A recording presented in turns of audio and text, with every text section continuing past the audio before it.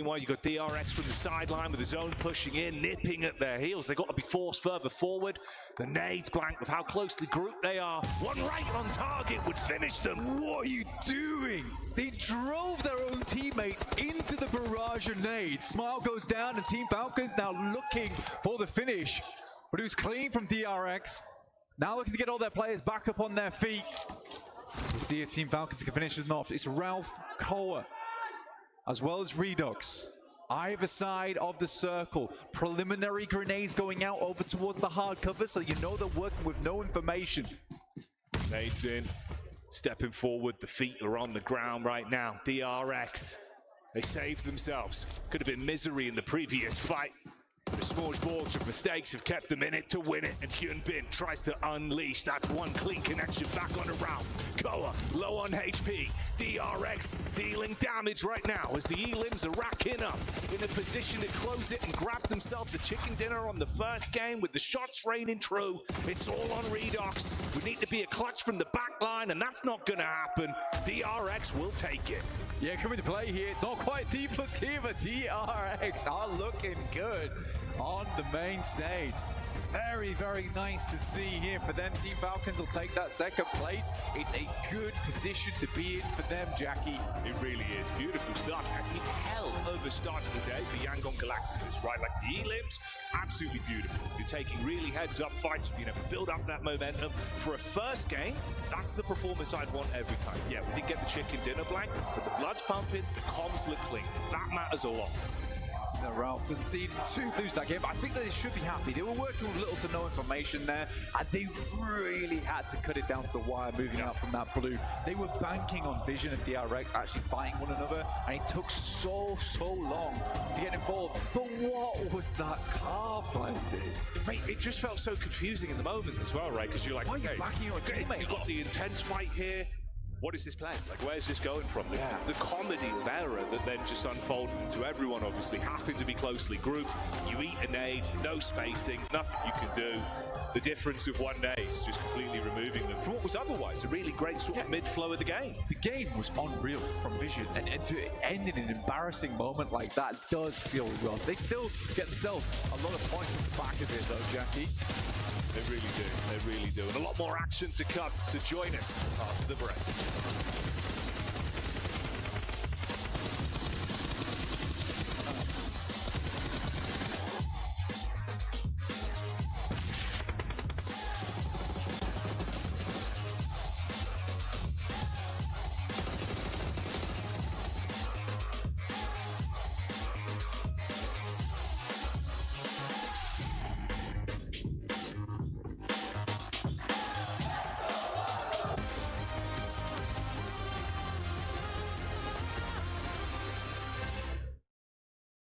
Cybertron's future is near.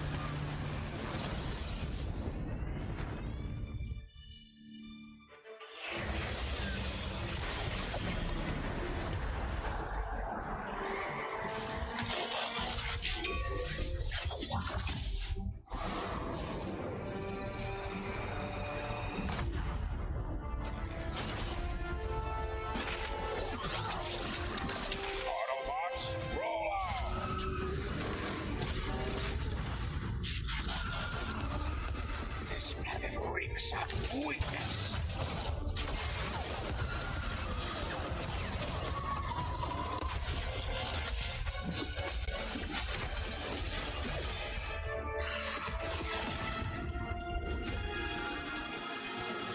Your courage reignites my spark. We'll crown a new lord of Cybertron.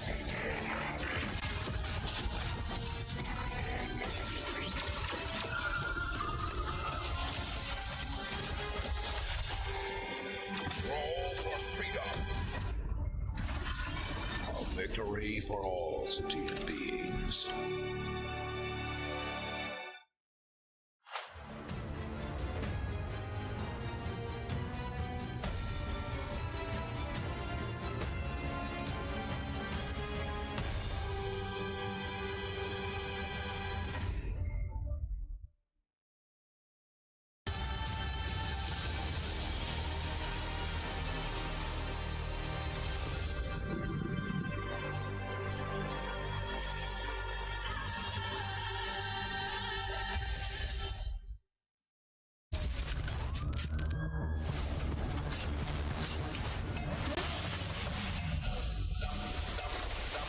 I'ma get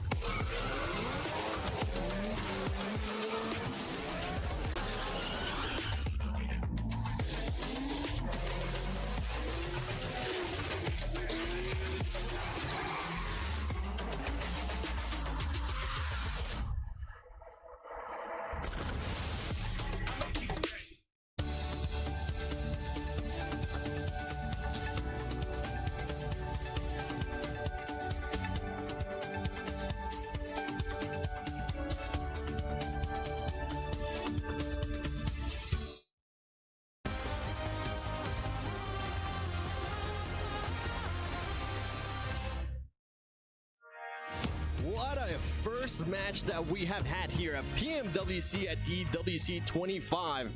Boy, I was not expecting DRX to get that win, Max, but they came out on top. I was like, there's no D plus Kia. But DRX are the new D plus Kia. Does that make sense? I don't know, maybe. But South Korea here to play. It feels really good. And really good entry point to the East, playing it pretty safe, waiting until the very end. Got a really good nade onto Vision that really just unlocked the potential for them to win that match. It felt a bit like an underdog type of game, right? You were telling me that a lot of these teams, I mean, big teams that we were expecting to do good, they didn't end up performing that good. One team that actually ended up surprising me, and I feel like it surprised a lot of us, was Yangon Galacticos. The amount of eliminations this team got. They're like, what the hell is happening in that Alpha 7 compound? I guess we'll send it and just eliminate everyone. They got almost double-digit eliminations that game, if I'm not mistaken. Yep. So Yangon Galacticos, I think a lot of teams here qualified through PMSLs. They made it through PMCL, the Challengers Cup, and people not really looking towards their direction too much and actually getting a really good start here on Sanhok. I mean, Neptura, them being able to achieve 14 eliminations, that's one way that you want to be able to start PMWC.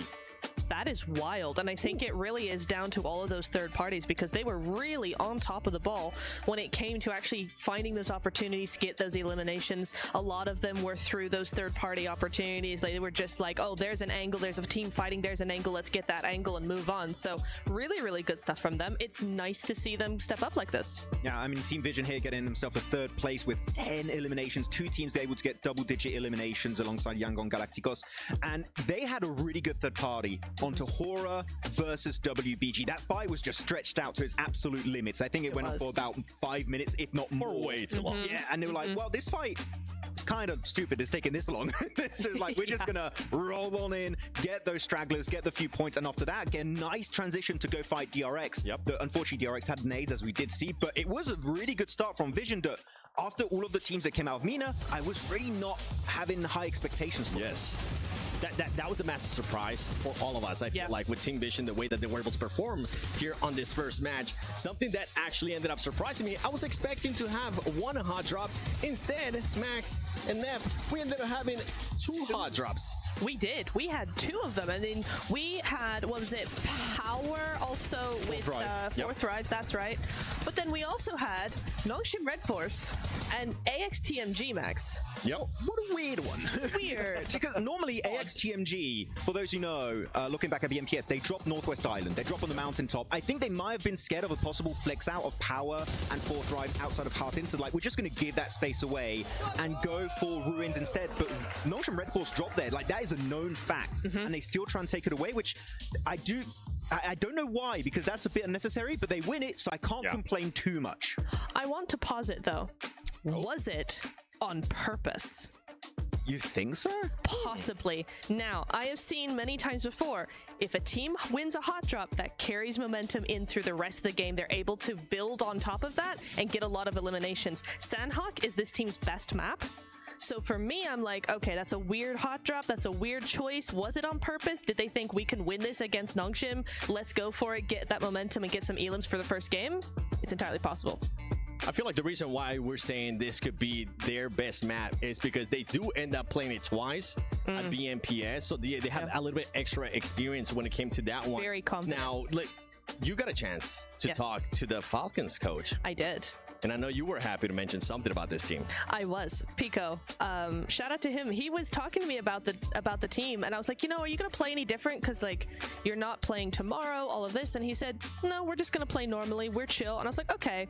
Normally, normal in these sorts of lobbies, especially the first day, is everybody kind of tiptoes around each other a little bit. Certainly in the early stages of the game, you're kind of like trying to get a feel for how the lobby's going to play. Not with this team. They went all out very, very early on, and so I'm like, hey, that's not normal. Pickle, you lied to me. How dare you? That's not normal. They came in with real aggression, and actually, it was really impressive. I liked it. And it worked out, clearly, right? They gave themselves second place. If they had 4 players, maybe it would work out, but DRX were very smart about the way playing that ridge. They get control of the rocks, and then Falcons couldn't do much. But until that point, it was a very, very solid match here coming out from Team Falcons. Yeah. But again, let's keep in mind, PMGC, 3rd place, right, with Enigma Galaxy. PMGO, 2nd place. The 3rd place curse has been broken.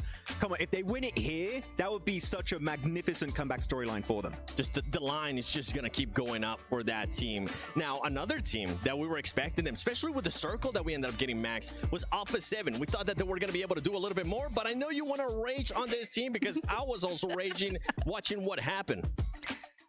I am confused. Because Alpha 7, if you want to go for that road trifecta compound, I don't really have a big issue with that. I think that going for the DRX Ridge would maybe be a better decision overall. But instead, what do? They end it, they go right into the road trifecta compound, which is a very crashable compound. And they stay split. They have 1 player in each building. And guess what? Team Secret come in. Yangon Galacticos come in. Another team come in right after that. I don't really know why they decided to stay split for that long when you know your buildings. As a 2-2 or even have 4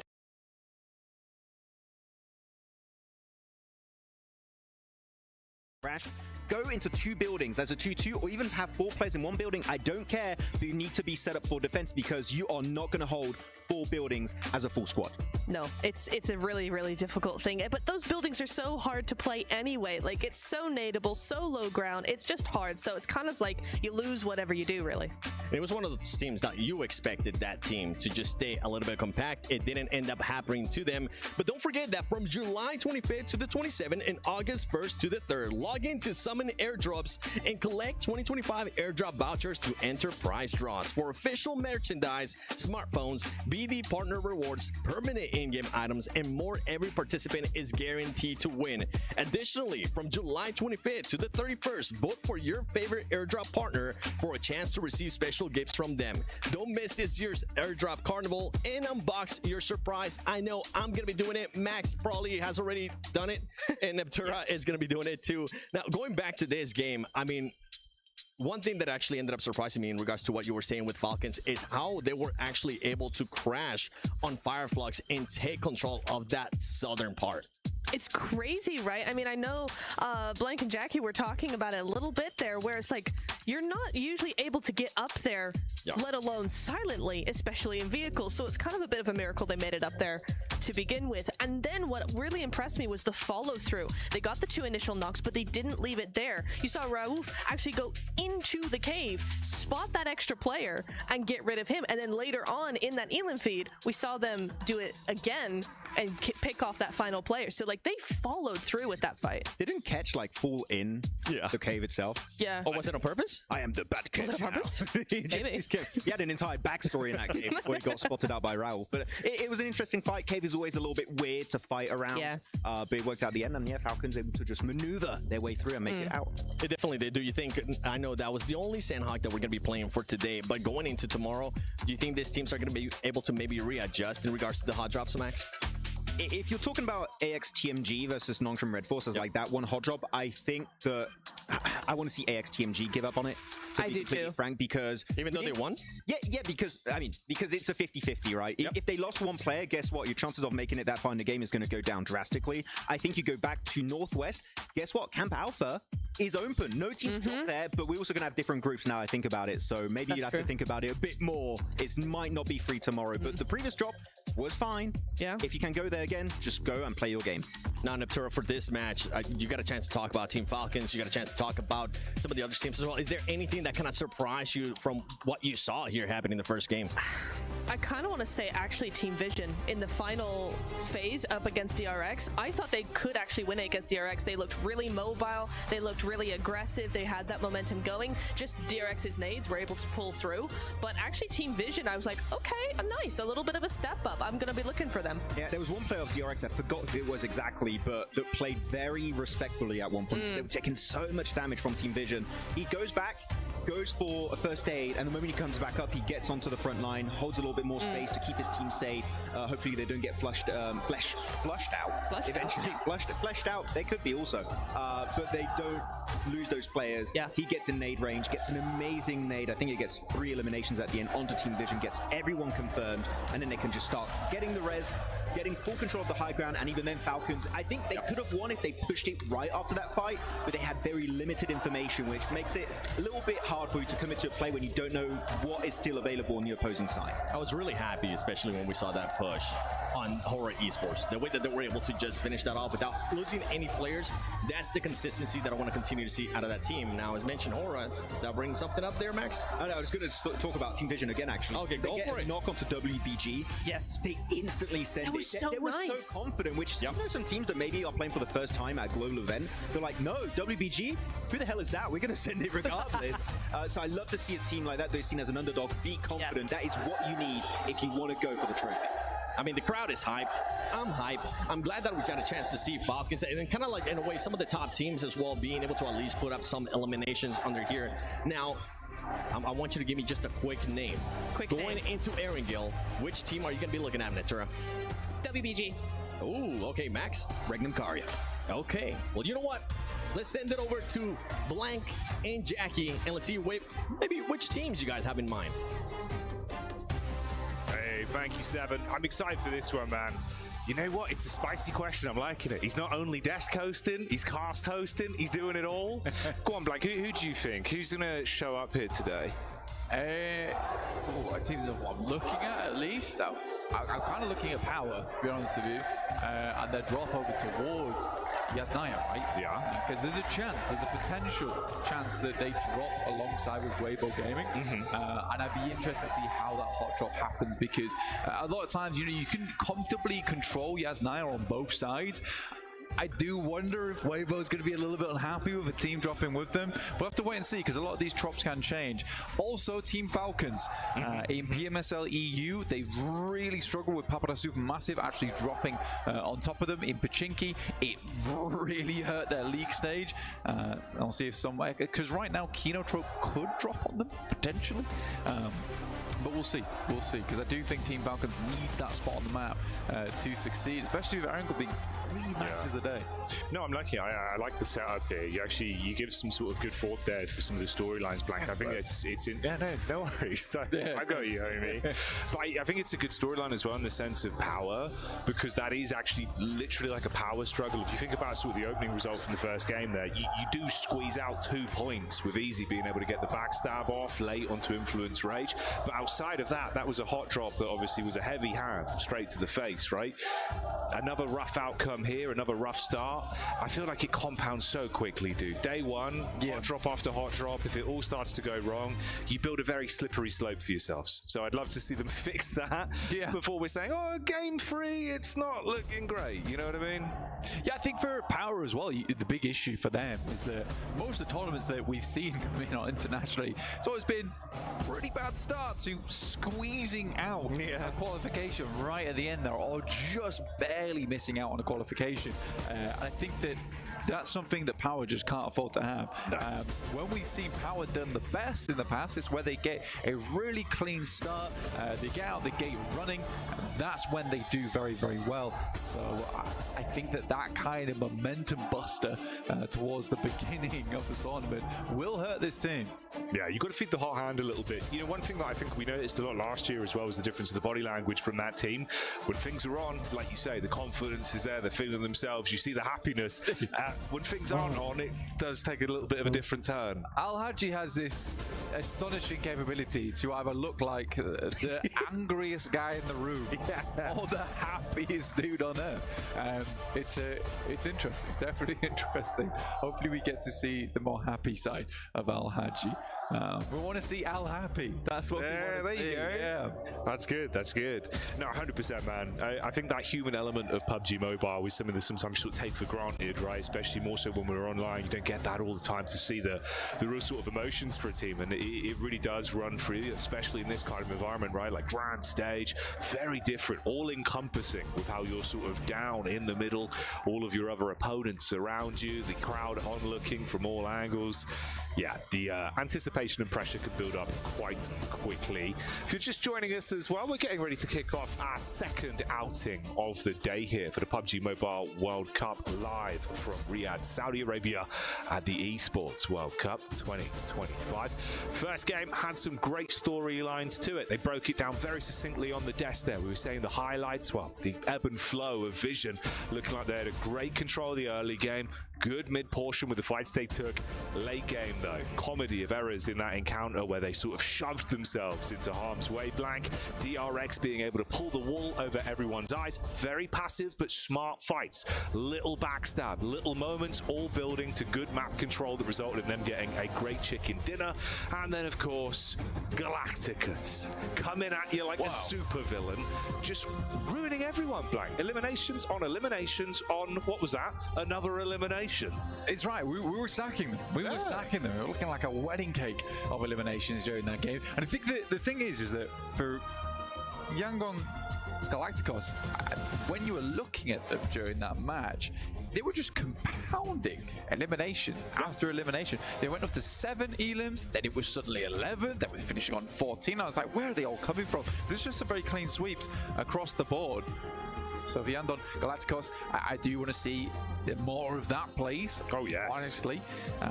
But yeah, I think for DRX as well, it's good that you bring them up because there's some big boosts to fill for South Korea, especially after last year's PMGC with D+ actually winning that over in London. But for DRX, I do think that they have some very, very strong players on side, some very storied players on side. I mean, Hyunbin's been around for many, many years and has always been quite successful, and that's a good way to start things out. For South Korea in general, the macro is very, very good. It really is. It really is. You know what, though? I think we're having a good time right now setting the stage, but why don't you see how much fun the players have been having? Check this out.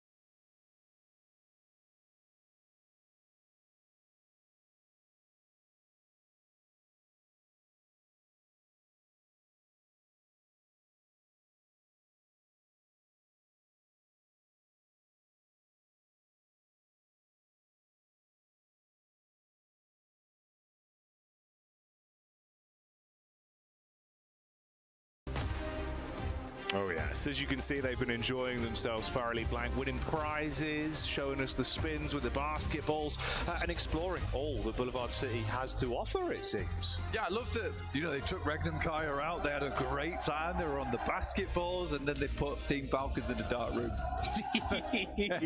Yeah, that's where they went. Keep them guarded, ready to come back and defend that title.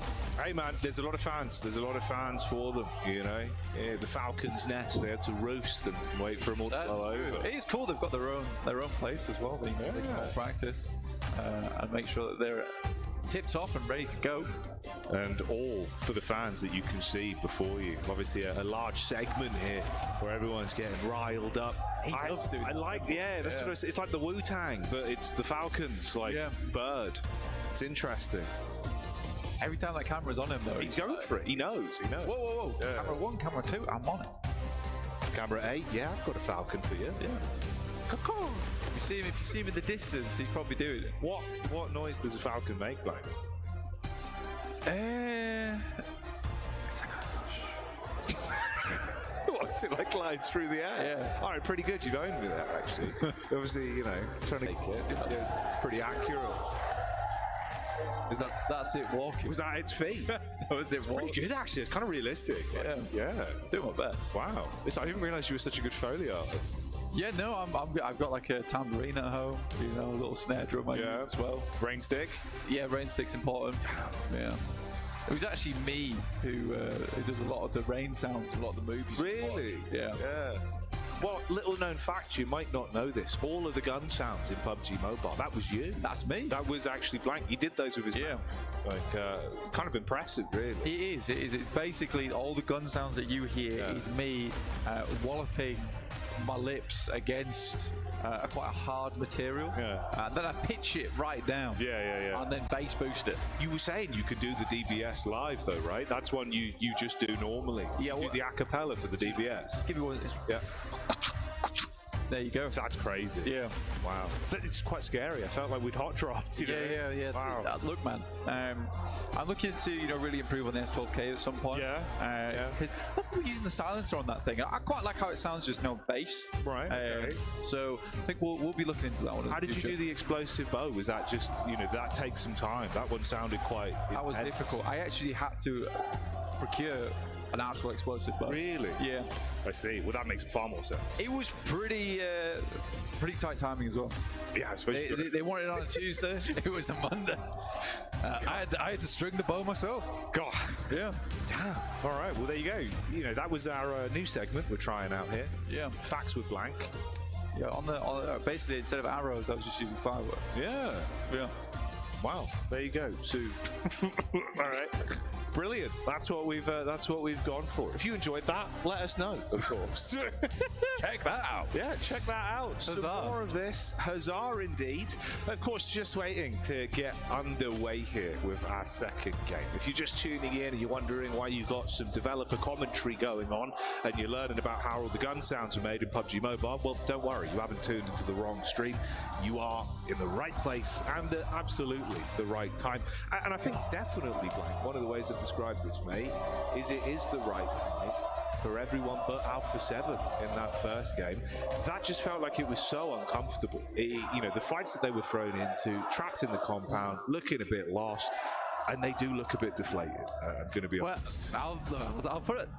For the rest of the team, maybe I look a little bit deflated, but I don't think I've ever seen Brevo like not looking like that in an international. Fair enough. Yeah. Unfortunately. I suppose the bar, you got to think about the bar. Even when he won, it was a severe look. It was a pretty we've done it. Yeah, and then hats off to the guy. I saw a small smile and a couple of tears when they won. That was really heartbreaking. Pretty mint. That was pretty heartbreaking for me as well. It's the most emotion I've ever seen out of Revo.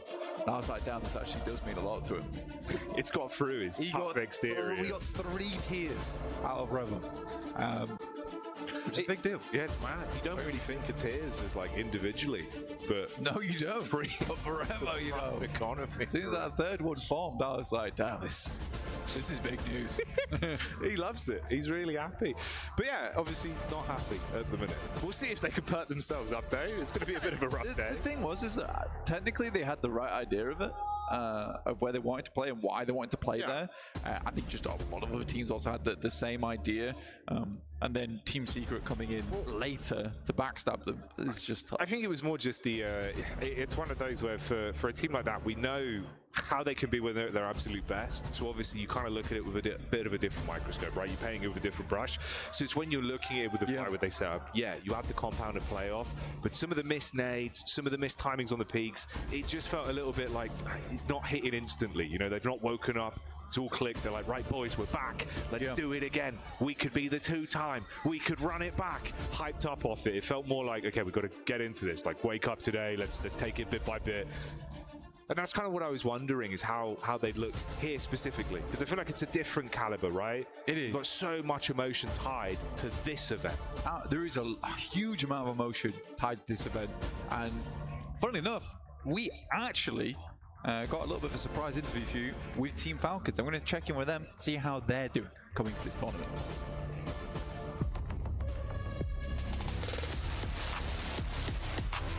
I think I adapt really fast because the team is hardworking, same as me, and then that's the result of us getting like good plays. All in second here, most likely Asara being battered back. Koa doggedly in pursuit. I will stay in Team Falcons for now, and then I would describe it as hardworking team. But are they a funny team? Good team.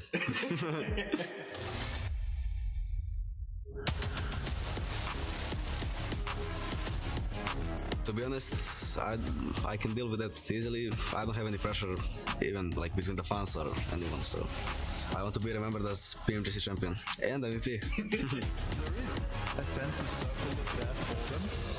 Ooh. The confidence came from mostly from all of us training together, grinding, and every day motivating each other. It all depends how my teammates play.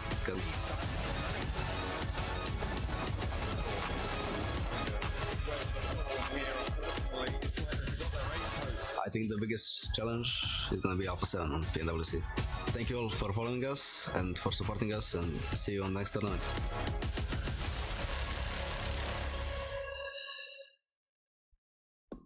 Cool, with the Alpha 7 call out right away there. By the way, we are getting ready for the second match of the day, but we just want to take a little bit longer to get a chance to talk to you guys, because I mean, we got 2 hot drops in the first Sandhawk, Max. I wonder if we're going to be getting a little bit more hot drops here going into the first Erangel. Theoretically, 2 could happen, right? We got one in Milta that's going to be Influence Rage versus Power. Power did already fight versus 4 Thrives in Heartin last game. I don't think they want to do 2 back-to-back. They lost versus 4 Thrives, so hopefully they can avoid that one. But the very important one here is going to be Regnum Karia versus AXTMG in Rozhok. You said, Niptura, last game, maybe they want to make a statement, start hot, have a little bit of momentum. Do you want to hot drop as AXTMG Regnum Karia? Absolutely not. I thought you were going to say just absolutely. I was like, No. are you crazy? As much as I love Nongshim and Regnum Karia, 2 different breeds of cat there, especially on an Erangel, right? Sandhawk, it's all up for debate really anyway. You can drop somewhere, but it doesn't really matter.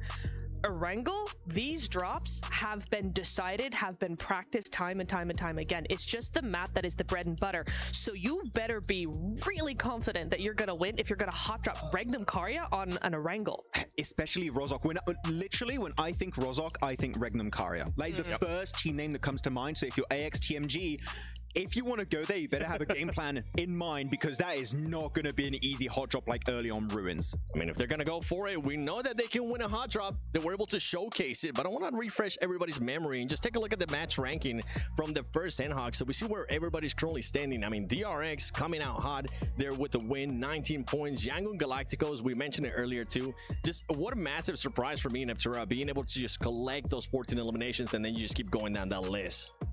You do indeed. And actually, I think there's a lot of teams on the top of that list, yeah, 1 game in, but that we didn't really expect to see. As you said, Sandhawk was kind of the underdog game coming into this. I mean, Yangon Galacticos, you've got Team Vision, you've got E-Arena, I think, has got a lot of hype, but not necessarily a lot of sort of backup with that. Necessarily, there's a lot of people who don't know who they are, and so I feel like they have actually come into their own. Something to keep in mind too is look how top heavy that first match was. Oh yeah, like 6 plays, you go from 10 all the way down to 4, and then you just keep going down 2 and 2. So this is something that a lot of these other teams gotta watch out, because if they do have pop-up performances, I mean, we're talking about how insane this lobby is.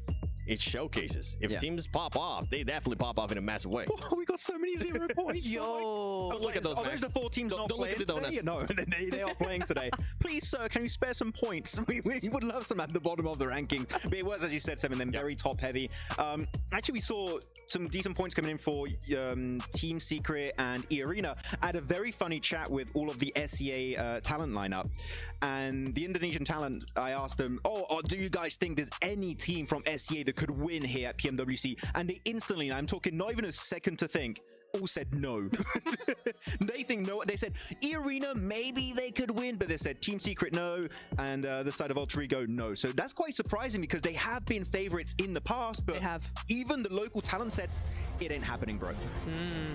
I mean, it does seem like it's gonna be just one of those things of we got to be able to get to see more from them before we start putting our faith in them. Well, we've been talking about Sandhog. We wanted just to do a quick little recap there on what happened and just show everybody what's happening in regards to the match ranking. But I think it's time. I think it's time we send it back to Blank and Jackie for the first Erangel. Oh, yeah. We'll run it right back, Seven. No one will even know. They'll think it's the first throw. They'll think they're tuning in, ready for this, because they damn better be. The game's going to be intense, Blank. First map, first outing. It was beautiful to see. A few mistakes made for teams, and like Max alluded to, a rough start for the many. But it is the few that have been showing up here at the Esports World Cup for the PUBG Mobile World Cup in force.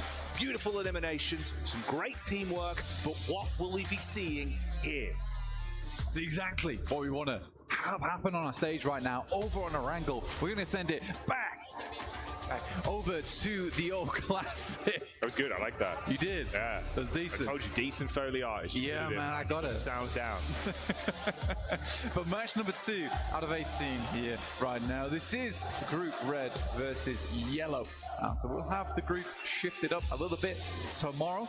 Look at this. Down towards the south side of the map. Coming from Primorsk all the way over towards Milta Power. Weibo Gaming down towards Primorsk. A really nice spot to start off in as well, to be honest with you. I think anyone that can start off in Primorsk on this kind of playing path does have a big advantage, especially because you could line this western coast as well, pick up a lot of vehicles, have control over towards Quarry, a massive amount of loot to have over down towards Primorsk. So yeah, very, very good beginning there for Weibo Gaming that have suck over towards Sosnovka.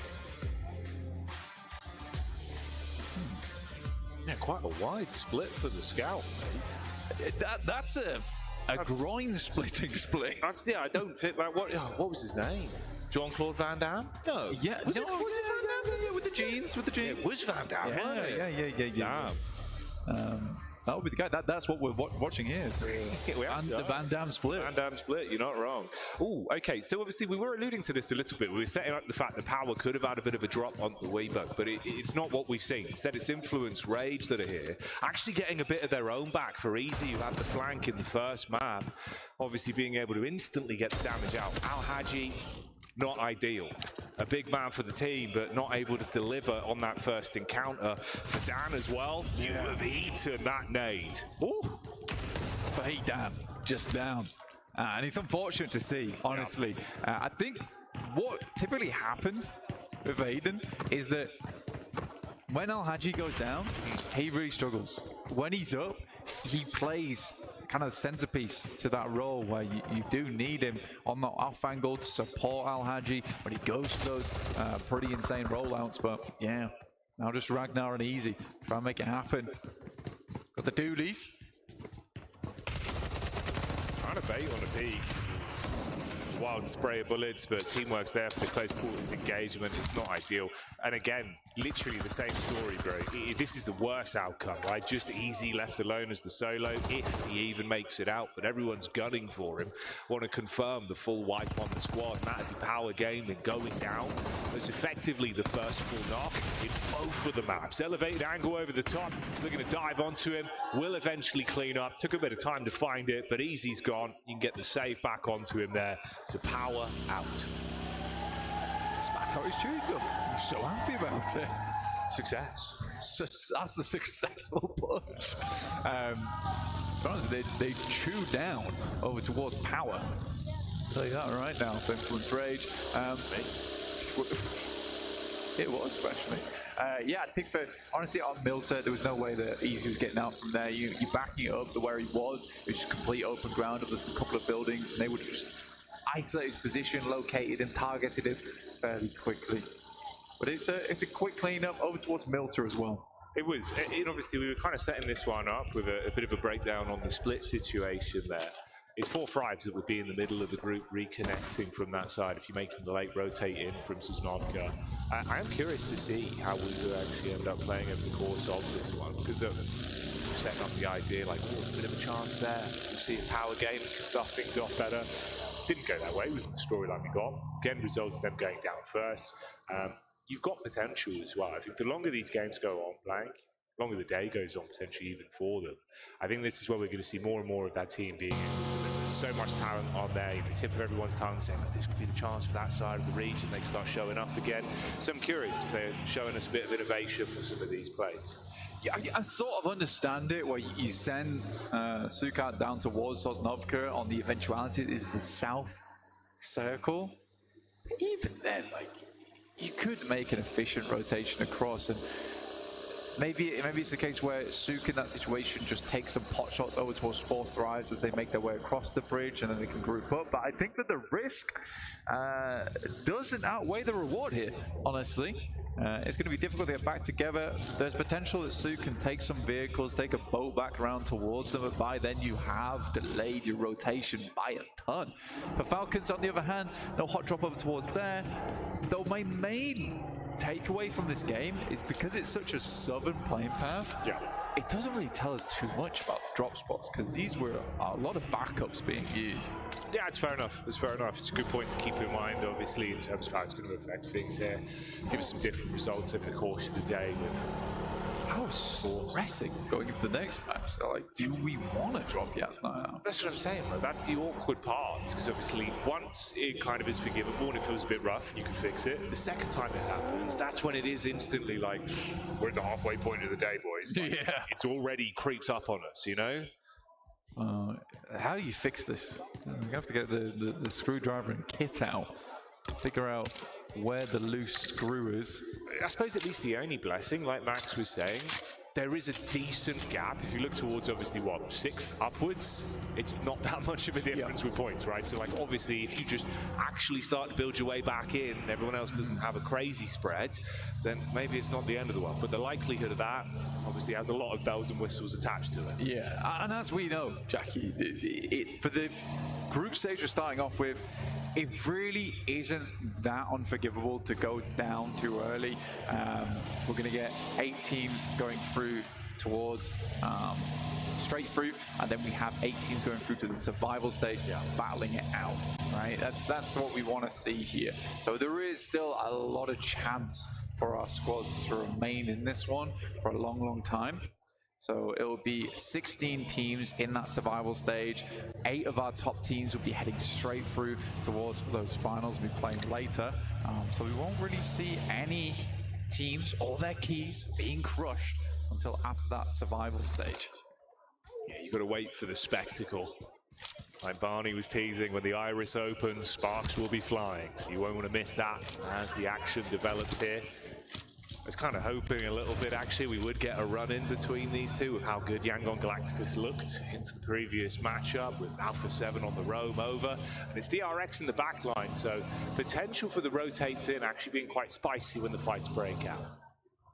Yangon Galacticos pretty close towards what I would say is a fairly central position. Now roaming around towards gas station, and that side of the map pretty barren towards the pizza slice that just sits on the northwest side of the map, which is very, very open. You don't really want to play around there. Always do find that cross from shooting range off to that eastern side is a bit more awkward, which is why you're seeing much more teams down towards that southeast around Yasnaya. And staying far enough away from the field. So there's a lot of treacherous zones here that you don't really want to go into. I'm sort of surprised we don't have any teams trying to bank over towards Rozok. I guess for Regnum Karya, they're keeping a player back in wild so he can quickly dash back over towards Rozok if needs be. Yeah, that's fair. That's fair. Let's see, though. Let's see what this is going to do in terms of the shift and how the zone rotate will affect things. Blank, obviously, favors some. more central overall. Actually not too bad, really, especially in terms of the group that you've got there. So DRX still being able to play on the outer edge. Everyone else making their move in. Falcons, obviously, slight adjustment there. Pachinki, obviously, open entirely as well. So we're regrouping up. It's a late rotate in for the blue for Weebu, and they'll have their focus in on a little bit of a late joining. I think, honestly, though, for the circle, pretty rough. You have the entirety of the field right here on the map, which is just bare open ground, and then the pizza slice that I was talking about earlier, which is on that southwest side of Stalba, where the two roads make that kind of triangle slice. That is fairly open too. So this is pretty tough for a lot of teams to remain, and I would probably bank on at least 2 or 3 teams going down over the course of the next circle, maybe circle and a half. Definitely a lot of potential. Not much cover to play with, limited opportunities for the compound, so fights could be coming your way. Absolutely, you're right.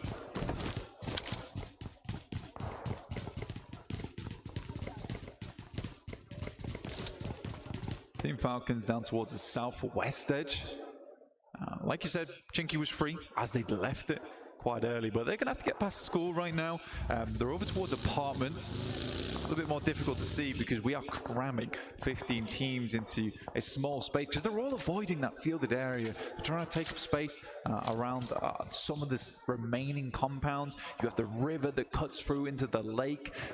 It's a weird circle. It's a very weird circle. I do like this position DRX has, though Alpha 7 is waiting in the wings. Mafioso underneath. This typically is a really good spot to catch teams playing on those outer shacks and outposts just over towards the western side of Yasnaya on the lake.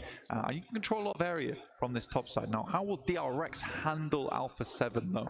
Because the rest of the team is making their way on over with Cleo, Squash, and Revo just off towards the west. It's Mafioso just playing on the lip here of the rock face.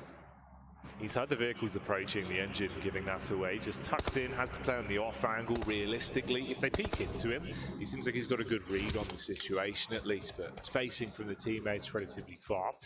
DRX trying to get a lay of the land, assess if anyone else is coming in from the other sides. Didn't actually find him. He pushed up towards the rock face as well on the peak. He leaned in for it, but neither one gave away the info fully. So obviously it's just the audio he's playing off for now, staying tucked in. If they push ahead of him, could backstab them really nicely. They have no idea. They're properly confused on what's occurring. We're going to get our next circle.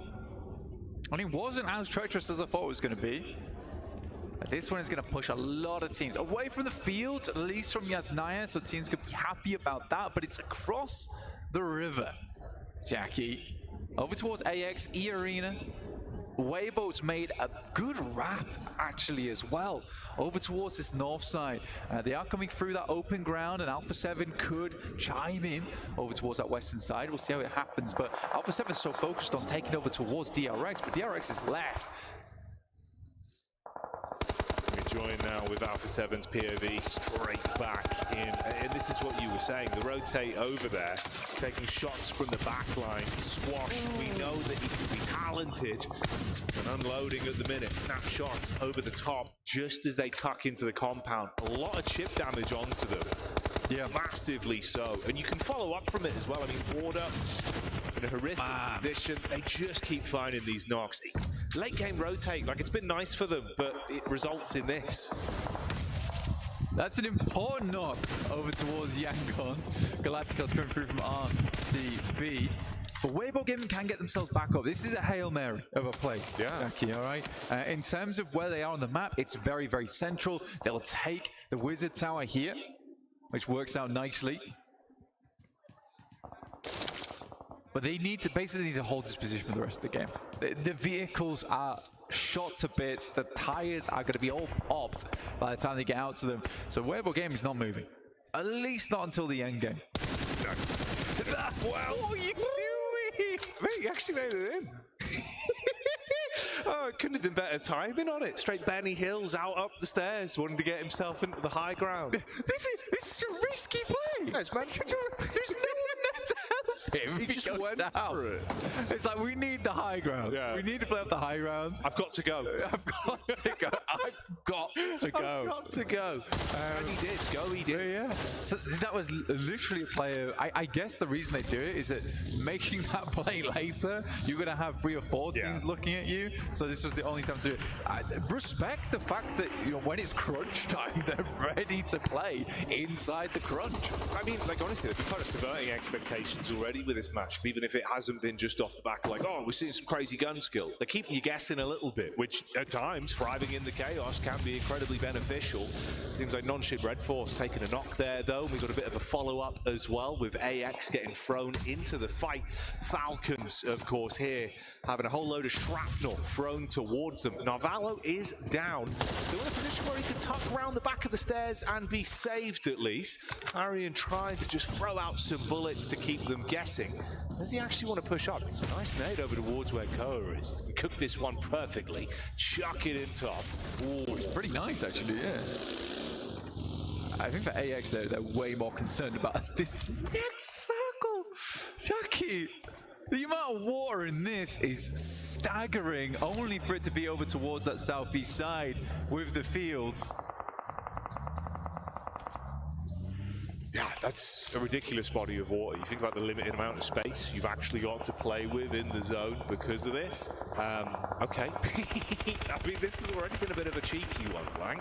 So let's see where it goes. Non-Shing Red Force here, just eating bullets, trying to use the water as some sort of additional cover to work with, throw it off, but no. I mean, Alpha 7, eyes like a hawk at the minute, dialing onto them. We do say goodbye to another one of our squads here. Going out second, of course, with Power Game with the only full wipe that we had way back at the start of the game. That's why there's so many teams still in play here this late into the matchup. And this is a really interesting position from Regnum Kaya, where they're underneath the bridge right now. They're playing the bridge, but the fact that no other team has really challenged that position as well is a staggering thought to me, honestly, because a lot of times you'll have teams on either side. So Regnum Kaya being able to hold this, it doesn't seem like the best position in the world to be literally on the iron girders underneath there. But it does keep you alive a long, long time. It doesn't always necessarily give you the winning position of the game, but I think for a lot of teams, survival is quite important in this particular match with this kind of circle. Okay, his 2 names we haven't had to say too much during this matchup, but of course we're very prevalent in our first outing of the day. You've got 4 Fribes and also Vision. We're both fighting down towards the outskirts. Similar kind of setup here, actually, with some of the teams that could be going head-to-head relatively soon. AX on the force down with E-Arena coming in from the back line. Henry might get caught. And you've got Falcons that will be waiting in the wings as they get lower down towards the roadside as well, with Vision onto them. Oh dear, Blank. Potential for some interesting little bouts here.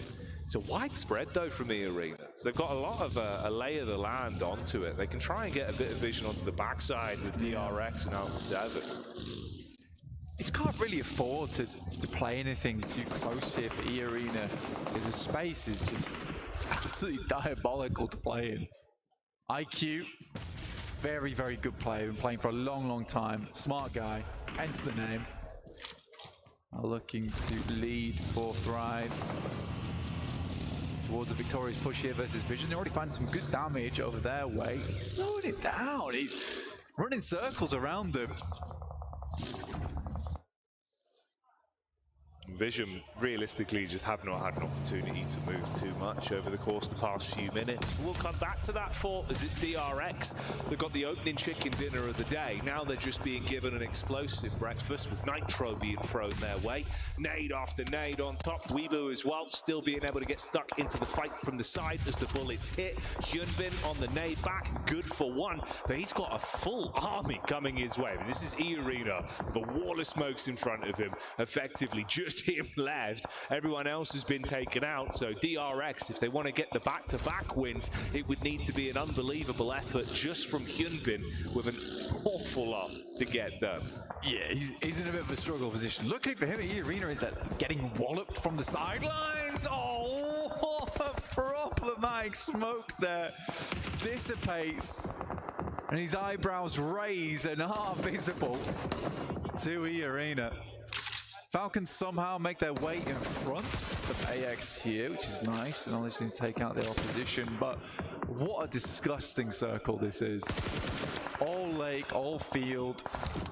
Fireflux currently holding down towards Vision and 4 Thrive, so even if one of those teams gets away with their life, they're still going to have to deal with shots coming through. Well, Vision actually able to sneak on past using that ridgeline on the west towards the roadside to make that happen. Nade after nade. It's good damage. AX being able to find opportunities to fight on their terms in both matchups we've seen today. Going for the full crash as well. The Rhino maneuver with the vehicles over the top side, hitting heavy onto the Falcons. Now, Valo at least with the reply back, good for one. No. The nade on top of the team. Oh, Henry goes down, and so do the Falcons. Oh, mate, feels like no one really wins there. To be honest, I think that should have been an AX just wipe, and now Valo plays a risky game, drops a nade at his feet, finds 2 on the knocks. Somehow it happens, Team Secret, Little Boy will go down. That's Jaiki in the back there.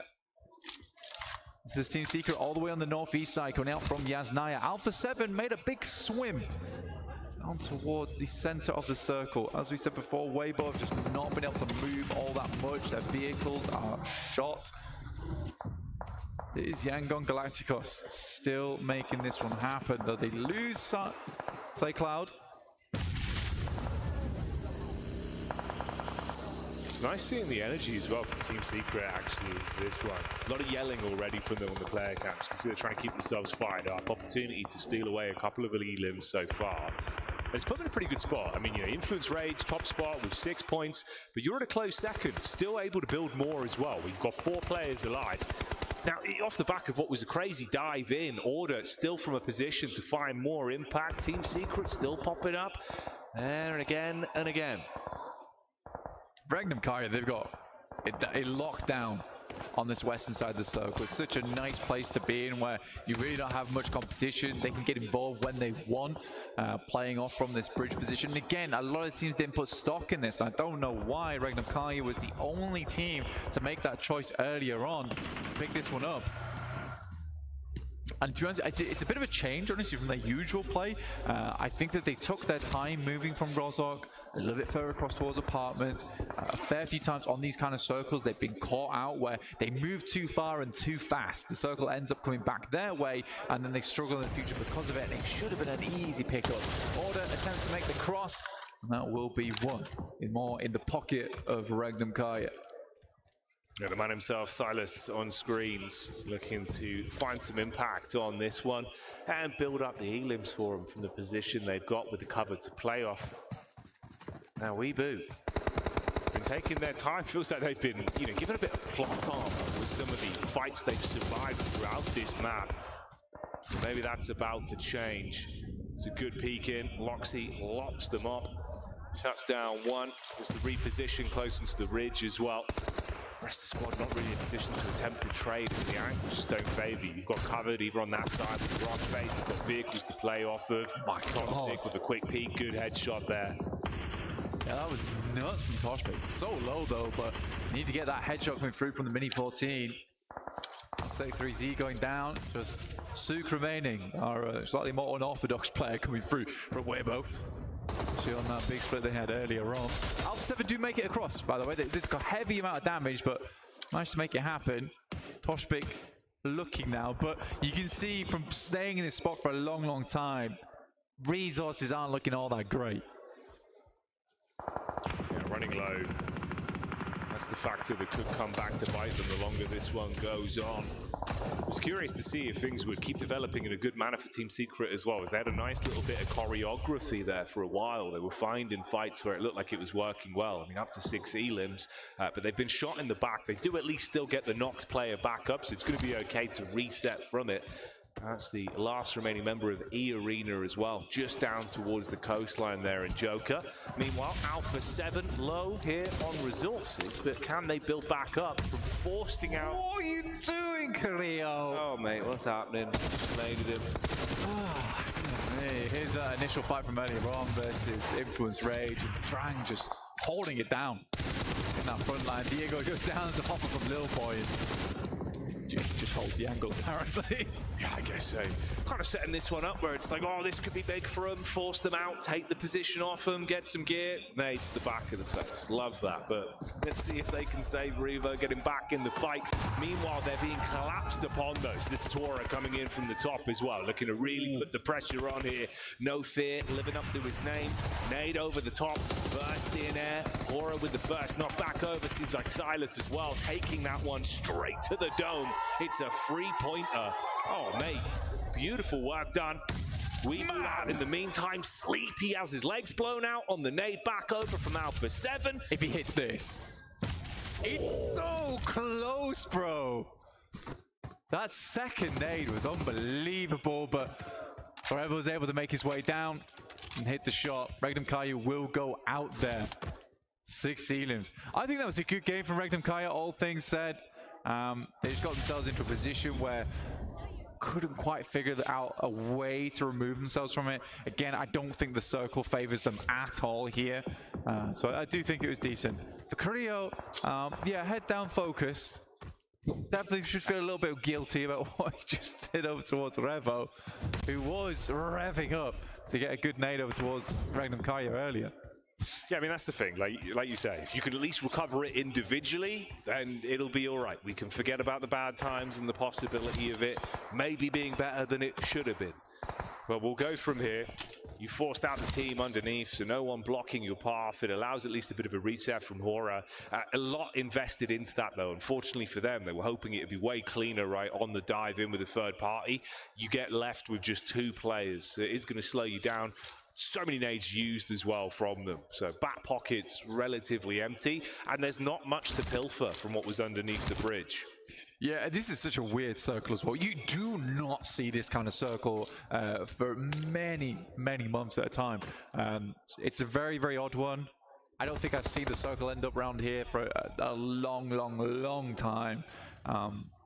Pretty much for Thrives or Fireflux do have a big position here, purely because they have the ridgeline to play around between one another. It's going to be Horror, No Fear, Alpha 7, Team Secret, and potentially E-Arena who's going to be getting themselves involved with one another. Obviously, the big difficulty though for Thrives and Fireflux is that eventually that ridgeline is going to be useless to them, because they're going to have to move over towards that north side.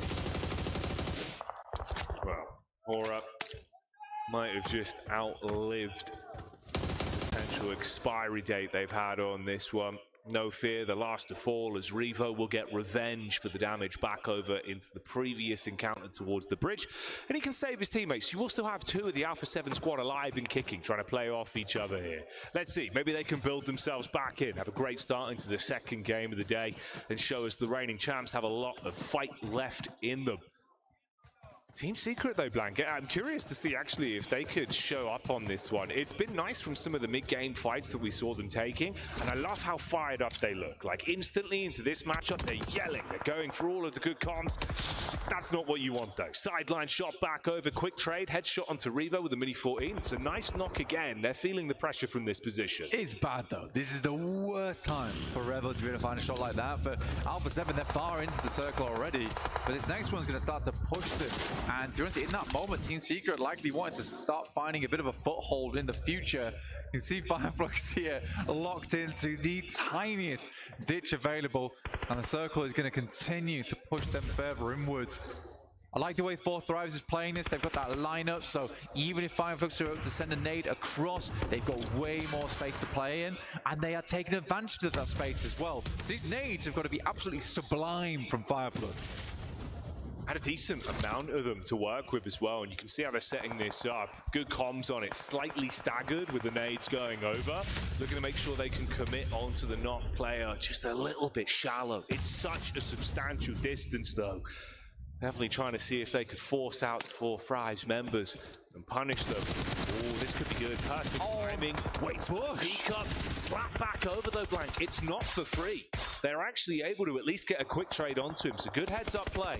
The Bush had a framework made of metal, stopped that buggy in its tracks. The Fireflux ruined by that moment. They really just wanted to get across and start taking shots to the 2 players remaining from 4 Thrives. In the meantime, though, Madcap will go down, as will Scarface, and it's looking pretty grim right now for Fireflux. Alpha 7 and Carrillo, as well as Revo, I mean, that is a dynamic duo and a half, and they could make something work out of this game. Potentially so. There's always a chance. There really is. Fortunately for 4 Thrives, now it's just one that has to thrive. That's all that's left for them. And like you say, a bit of a split there. 2 teams in terms of the battle of attrition that do have 3 players alive, but limited resources to play with, and the cover really isn't there for most of these squads. So closing the gap between one another, it's risky. It's all or nothing. You've got to peek in, off your teammates' contact, and commit to those elims. You can't mess around on this one. And Secret looking very agitated, obviously aware of the Alpha 7 position, knowing it's do or die on the peak. For Team Secret, the lucky thing for them is that they have a lot of hard cover in front of them, and those rocks, as well as the tree line. This is wild from 4 Thrives, but they knew where Ketch was, and they're just looking for 3rd place. It's a smart maneuver. They're going to confirm points. I actually like a team that does that, that takes it into their own. What? Okay, goodbye Team Secret. That's how that goes, mate. The damage over the top with an aid, and the absolute aggression from Alpha 7 that throws us back into a head-to-head 1 versus 2. Revo looking to let it rip on the shots over the top, and there you go. Alpha 7, your reigning champions. They might have struggled on the first game, but they're back. They mean business, and they take that one home. I mean, that's an apology and a half of Carrillo. I'm going to win the game for you. I'm going to win the game. Yeah, trust me. Yeah, I don't know what happened there. I mean, I was praising 4 Thrives for the fact that they knew where Ketch was. They were like, we're going to just secure a 3rd place. We'll leave Noki behind, and then he could try and go for a 2nd or a 1st if he's lucky. And in that moment, I think Team Secret gets so flustered. Yeah. These just get torn to pieces. But there was so much opportunity, in my opinion. It's 2 guys from Alpha 7. They're more putting presence than everything behind those rocks. You just send out over towards that hard cover, towards that tree line, instead of sitting behind that vehicle. You have a much better chance towards that late game. And I think it was just that menacing characteristic from Alpha 7 that kept Team Secret in an odd spot. Yeah, it felt like Secret into that matchup, you know, they had some good knocks from the sidelines where they were able to play off a bit more of a passive position. But by the end... Talk about the grenade! Yeah, I know. He's just giving it. Yeah. I mean, it is ironic, right? That was the only outcome. Like, you gotta just win it. If you just win it, doesn't matter. We'll be fine. And that's what he does. That's what Alpha 7 do. And you are going to wait until we're back in a few moments' time. We'll see you in a sec.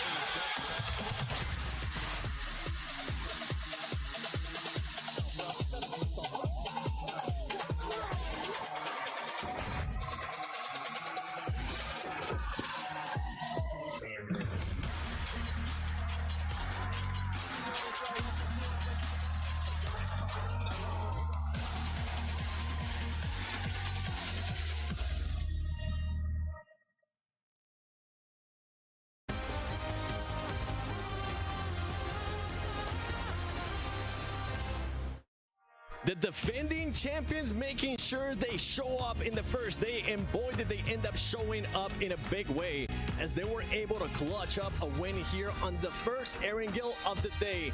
Max, I'm gonna be sending it to you right away, and I'm gonna be calling you out because you kind of did a bit of a reverse curse on them. You were saying this team is just gonna get absolutely eliminated with the rotation that they were doing with that swim play.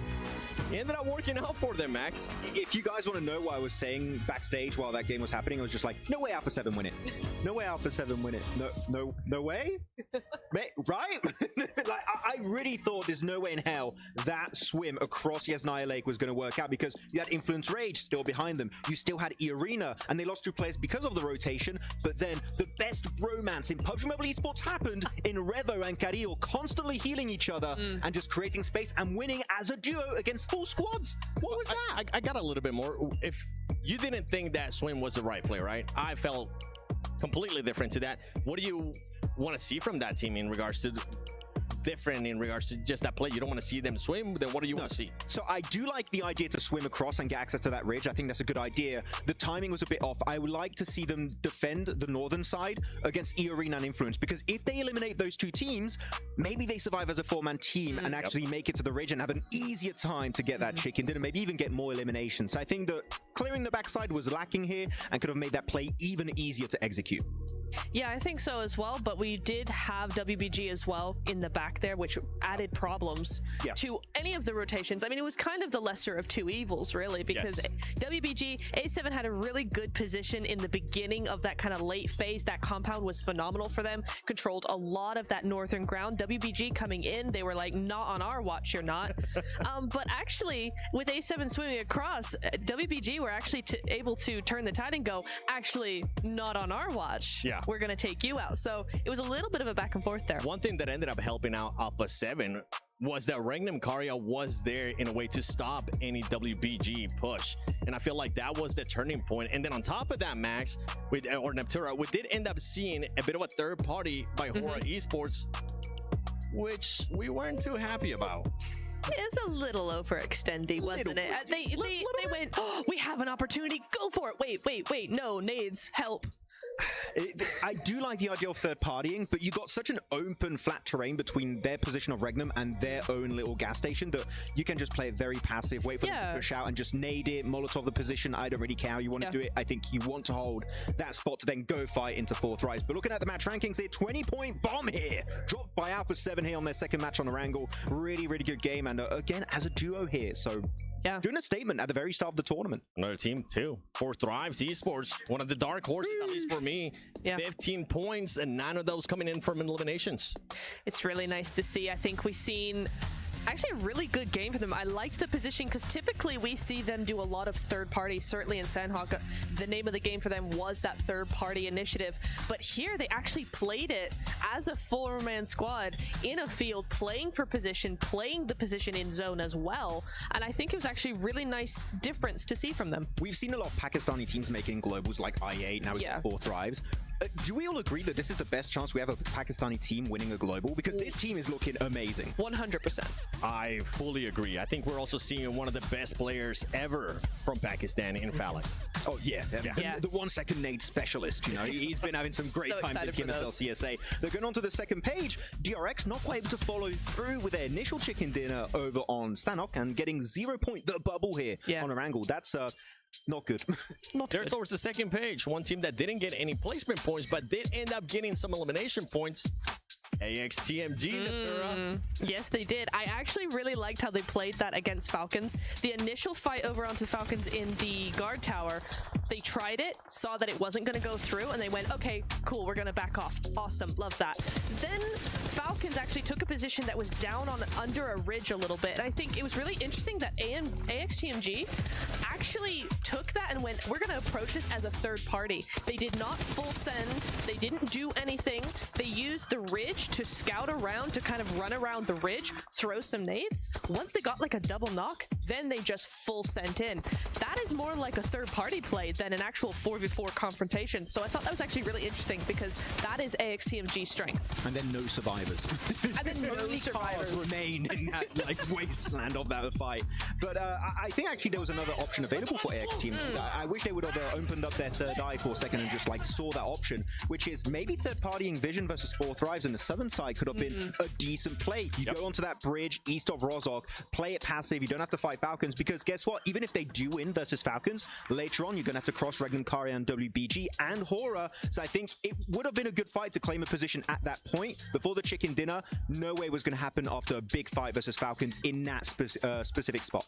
Well, with what I'm seeing so far from AXTMG, I feel like we got to go into Dr. Suleiman Al Habib hot takes, because my hot takes is with what I'm seeing from AXTMG, I feel like they might end up going to the grand finals, and I'm hoping it continues on. Max, do you have any hot takes? I'm not sure if it's a hot take. I think it is personally. I think hot drops have no place in a global tournament like this. Agreed, especially after day one. Nep? I think A7 are going to win the next match. Back to back, day one. Let's go. Is that a hot take? Excuse me? That's a hot take. All right. Well, you know what? I'll let it slide. It is for me. I wonder if Reflections is going to be maybe changing his hot take. I want to end up finding out. So you know what? Let's send it over to John Allen and Reflections. Okay.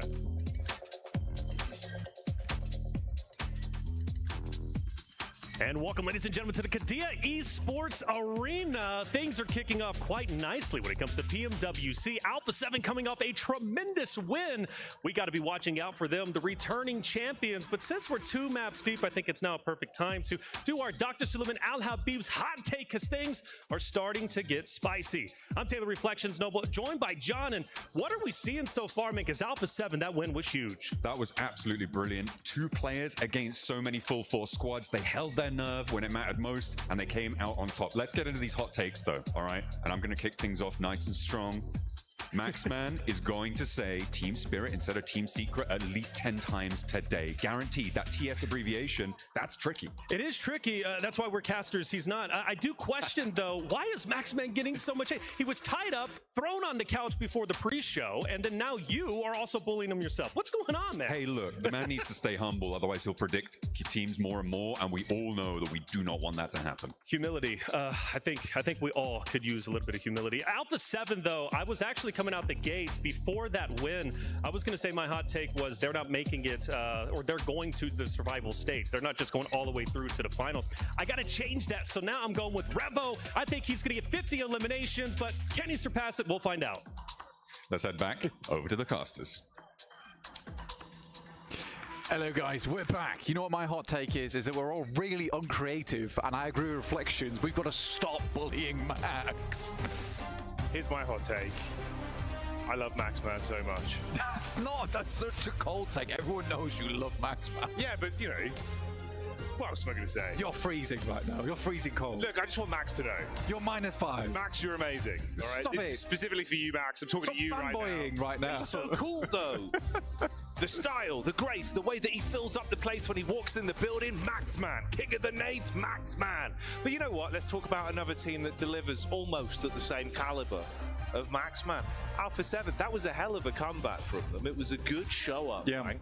I was worried. I was saying, like, game 1, right, looked kind of sluggish. Everyone looked sad on camera 8. At least now, kind of happy on camera 8. Reminiscing about the misplay with the nade, but in a positive light. All blown over, all still mates. I just threw a bit too short, you know? Oh, it's fine. We won. My finger was a little bit sweaty. I'm sorry. Yeah, it's all right. But he did clutch it. Came home big with it. Hit the straight slick 3-pointer. Everyone's living. Although, how's it going to go from here? Obviously for us, third game of the day, last game of the day for us, only the halfway point. You recap some of the things we're seeing, right? Again, global trends on this one. Point differential, not that crazy. Mid-portion cap, right? We still got a good half of the lobby that can get a bit of a shift on in this matchup. Power gaming, though, not looking great, Blank. I'll be real, that's a shame. They're unshimmied right now. Yeah. It's bad. It's bad. And again, there are some teams here that are looking just as clean as the Mr. 7WG himself, but others, they're just not doing so hot. And I think that's going to be the base of this whole cast. It's going to be really nice to everyone and everyone. Yeah, it's super friendly. Yeah, we're just super chill cast. It's nice. As we head in towards our third match of the day, there was a big point that we wanted to bring up, which was on that first angle that we saw there. It was a very southern playing path. forced a lot of teams to get over towards some of the backup drops that they had. Now, I do want to see something that's a little bit more central, you know, even a vertical play back would be pretty happy with. I want to see a clear-cut decider of where teams going to be playing, because it is not unlikely that you have a day where all of these playing paths are really awkward towards the side of the map, or not allowing you to swing far off towards the west or the eastern side because of where they're situated over 3 matches today. And not only is that difficult for us to get a read on the players and the teams and where they're dropping, but it is really tough. And put a lot of that analytical prep that you see the caliber from Neptura, for instance. No, it's true, dude. It's true. You know, I think it's one of those, Blank, where already at this point today, we're seeing some squads that are being able to thrive with the more passive gameplay, some of the heads-up reads where, again, actually a good callback, like Naturo was saying, right? Like the idea of kind of getting over the hump early, where you go in, maybe force yourself into some aggressive hot drops just to see if it gets the blood pumping. You know, obviously, that I think the term is from Moneyball, Blank, it's feed the hot hand. It's one of those that makes a lot of sense in this kind of environment, because obviously, other side of the coin, you see what's happening with Power. It ain't working right now. Yeah. It feels like they're cooling off. Colder than those takes about Maxman. Other side of the coin, you had DRX there that bided their time into an explosive finish. That's nice. It's going to amp you up. Sure, game 2 wasn't as great, but then what happens? Alpha 7 starts saying, let's play a bit more aggressive. Let's actually take fights. One of them was very aggressive. Extremely so. Yeah. I think that, yeah, for a lot of our teams, they're just going for things at the moment. And there's little to lose here. We've already discussed it in the case that, you know, no one's going out right now. You're either going through to the main tournament or you're heading through to that survival stage where 16 teams will be taking part. So the 24 teams will be going through. Right now is the best place to be when it comes to experimentation as we head into our match number 3 of the day. It is Erangel. We're going to have one more Erangel after this one, followed by 2 Miramars over on those Dusty Dunes, and it'll be Reflections as well as John taking you through that one. But for now, let's get right into this 3rd match. And look at that play path. Yes! It's far more central, mate. This is what we were hoping for. Obviously, last time around threw us off a little bit with some of the hot drops we were expecting and some of the rotates we were seeing. So the secondary drops were called out. Things should be a little bit more cleanly cut here, and we'll see if there is overlap.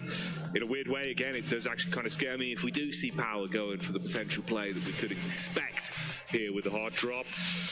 We'll see, mate. We'll see. They're heading straight back down towards Milta, but Influence Rage is going a little bit further here, so Power should be able to hold on to this one. That feels bad. Yeah. The Influence Rage is not going back to Milta Power despite just demolishing you in it, so it's kind of like a pity play that you've been sent your way. I am curious to see if Pachinki is held solely by Team Falcons this time around.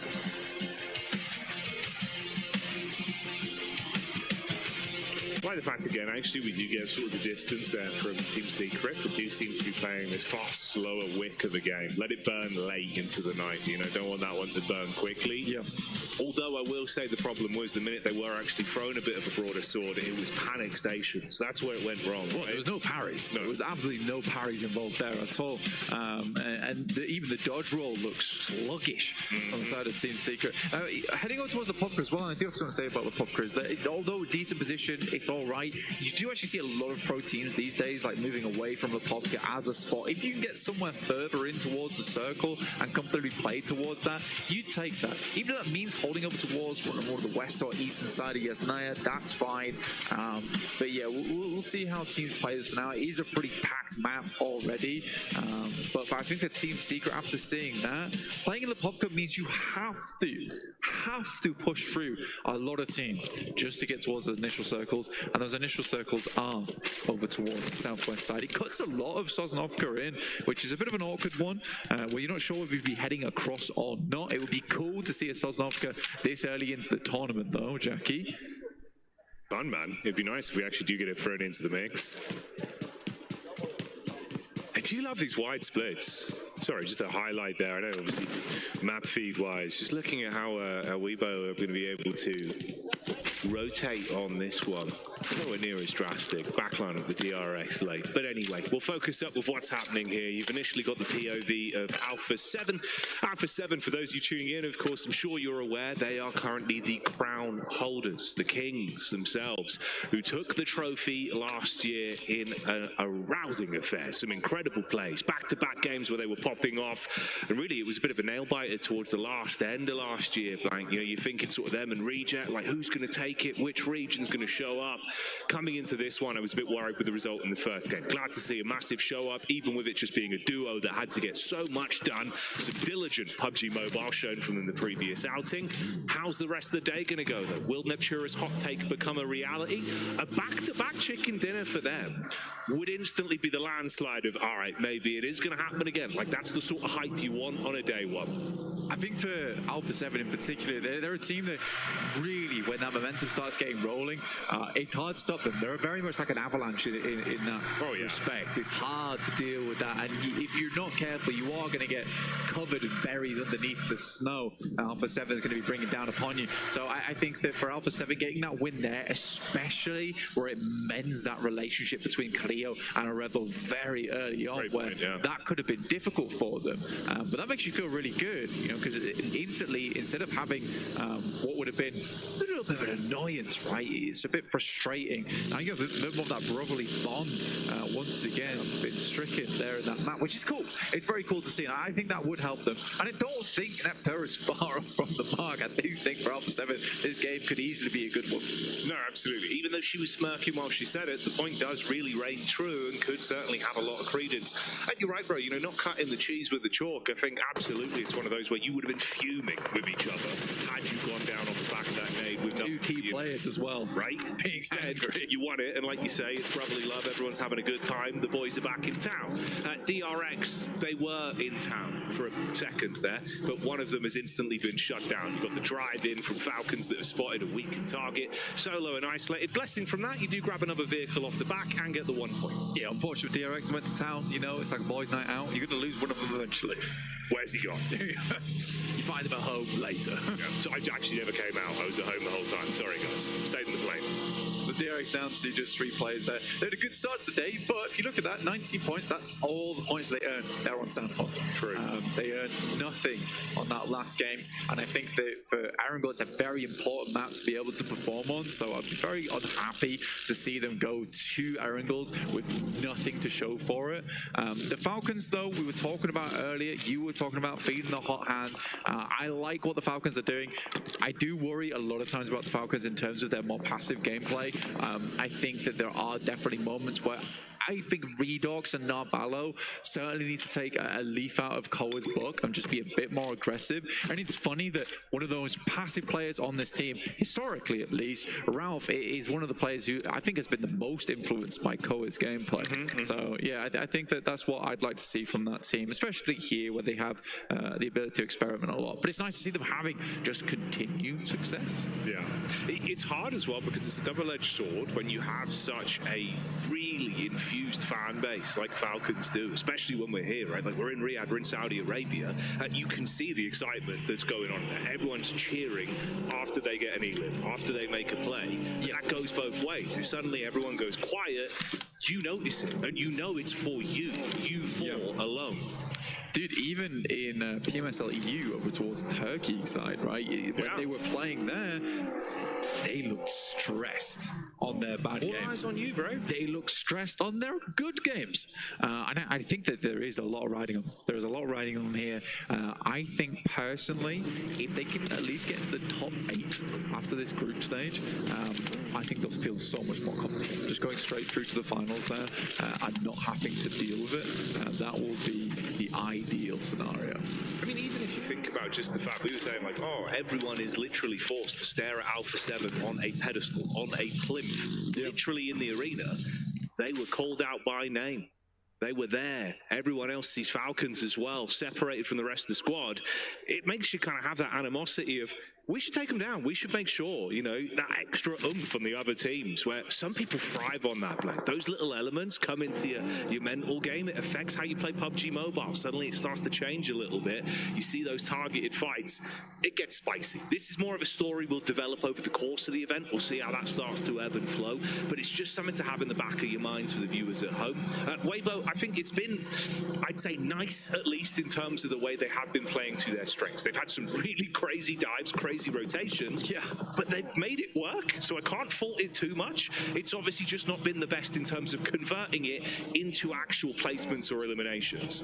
I think that there's one region that just will make those kind of plays, and it's something that I always massively adore about that region, especially that play from Sook as well, just running up the stairs. A lot of teams just won't take the opportunity. They won't make that play. But Weibo and that region in general is one of the few regions like Americas where it's a case of we need high ground, but it's like a 90-10 scenario where I will get eliminated for doing it. But they will take that risk because they know that if they don't do it, they may as well be throwing away the game anyway. So they'd much rather take those risks early, which I think does put those teams in a much better position. And I think it's a type of squad that could get a very, very high elimination game over the course of this group stage. We'll have to wait and see. AX currently very central. We're heading around Gatka at the moment and just south of Pachinki.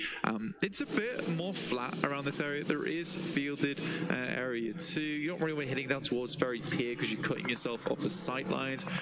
There's a fair amount of water in this one. We were worried that it was going to go down to Sosnovka. It didn't do that, so a lot of teams can now consider coming back up. Power, I think it's reasonable to head towards Sosnovka. It was one of the few plays they had in the back pocket on the happenstance we did go down towards that part of the map. They would have had a fantastic position.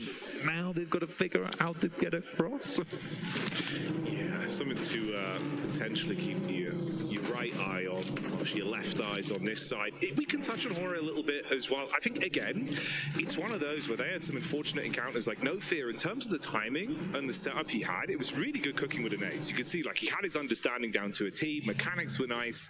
He was just hit from the side, where it was a really sick off angle for DRX back in game 1. Again, I think that's a team that potentially, if they're not sort of showing up too much, maybe you start to underestimate them, they'll find a way to start to climb, because there's a ton of talent there. They do just need the opportunity to display it. We've seen a few bits from Squash, but it's interesting, obviously, we've not really had as much opportunity to keep our eyes on him. I'm curious to see how he's going to build over the course of the event, because I feel like, again, man, it's a lot you're thrown into here, you know, like the live environment for him, you're coming in, all the pressure on, as you've got the trophy, your team won it, you've got to live up to that again this time. Showing us the moves at the minute. Vision, it's rough. It was a good start, game 1. Here, instantly isolated, you find the scout, take him down. That's E-Arena that grabbed that. With Joker showing up consistently. He's been the big dog, I'd say, so far for E-Arena. It looks like he's enjoying himself as well. I think for Vision, there's been a lot of times where, if I'm quite honest with you, the awareness hasn't been great. That's fair. Hasn't been great in terms of where they're playing. I mean, we even saw that from I believe it was E-Arena again on the last angle where they were on a split over towards the top side. They were able to just move in there and immediately isolate them. So I think for Vision, that is something that needs to definitely be improved, which is just the overall awareness around the map in terms of that scouting, because teams will be taking opportunities absolutely anywhere they can find them. These are the best teams in the world coming to the PMWC, the PUBG Mobile World Cup. Right? This is not an easy stage. It is not an easy stage to play it. Quick shout out to the production team, by the way. Loving these transitions. They've been nice. They've been really nice. It's good setup when we do get our circles coming in. Pat on the back. You guys are killing it. Everyone is. It's been a good day so far. And of course, this is the halfway point. It's why it really starts to matter. We get a feel for how things are looking, the lay of the land as we develop into the later portion of today's games with the zone on the move. I think that's Toshpik actually going down there for Regnum Kaius, but it's split off from the rest of the team, and they were making that move out down towards the south side, and I think he just gets caught on the back of that rotate. They'll still have 3 players to work with there for Regnum Kaya. She's not terrible. It's not always the best position in the world, but this is one of those spots where you take it early on the circumstance that we do get this fielded area, and this becomes actually one of the stronger positions because it is so open ground around it. That's risky playing in this corner, but he needs to get back across. I think he's worried about the sight line. Yeah, very, very worried about it. But there is so much area around here. Is that an arrow been sent his way? It might be. Just locking him on the door. this is kind of naughty. I mean, you've just got them pinned, effectively. Like, obviously, smoke wall up, try and play behind, stay tucked in, but you don't have an opportunity to aggress on it. Like, the timing on the face from the angle they've got with the high ground, you should have the shot every time. Yeah. Attention is somewhat split, though. I want to know if that was Sook, because there's been a lot of talk about him actually carrying the explosive bow and arrow around a lot, just to lock players down in position. But we'll wait and see. We'll wait and see. That was pretty terrifying there for Regnum Kaya, but they can play that spot. They can certainly play that position, and it might pay dividends in the future. We'll wait and see if that investment was worth their time. For Alpha 7, though, probably wouldn't be getting away from this position on that southwest side. AX are in front of them. I'll have to bash through there. Currently, Power is struggling on this bridge. The amount of times I've seen Falak on this girder, on top of the bridge, is a lot. It gives him so much vision as well. Ooh, okay. Nearly. Window of opportunity, obviously very slim. You've got to chicane on the push up. Trying to keep the help from the back line takes a bit of time before he gets the first shot back over, but first knock is the most important. Quick reposition, got to try and get himself out of dodge. Takes the damage from the drop and the bullet from the side, so into a knock on the bridge, off the angle. Teammates now with more pressure on them. Split there, obviously incredibly awkward for Power with the distribution of squads they've got around them. It's DRX they've got on the other side as well.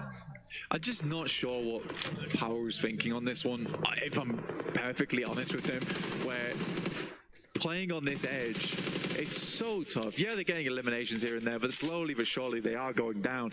Again, they could have played in from where Team Secret's on, where the circle was, where it encompassed Very Peer. You know there's going to be teams playing over towards Primors. There's going to be teams heading over towards Yellows. This is a situation where there's going to be many, many teams looking to lock you out over towards Lighthouse coming across that bridge.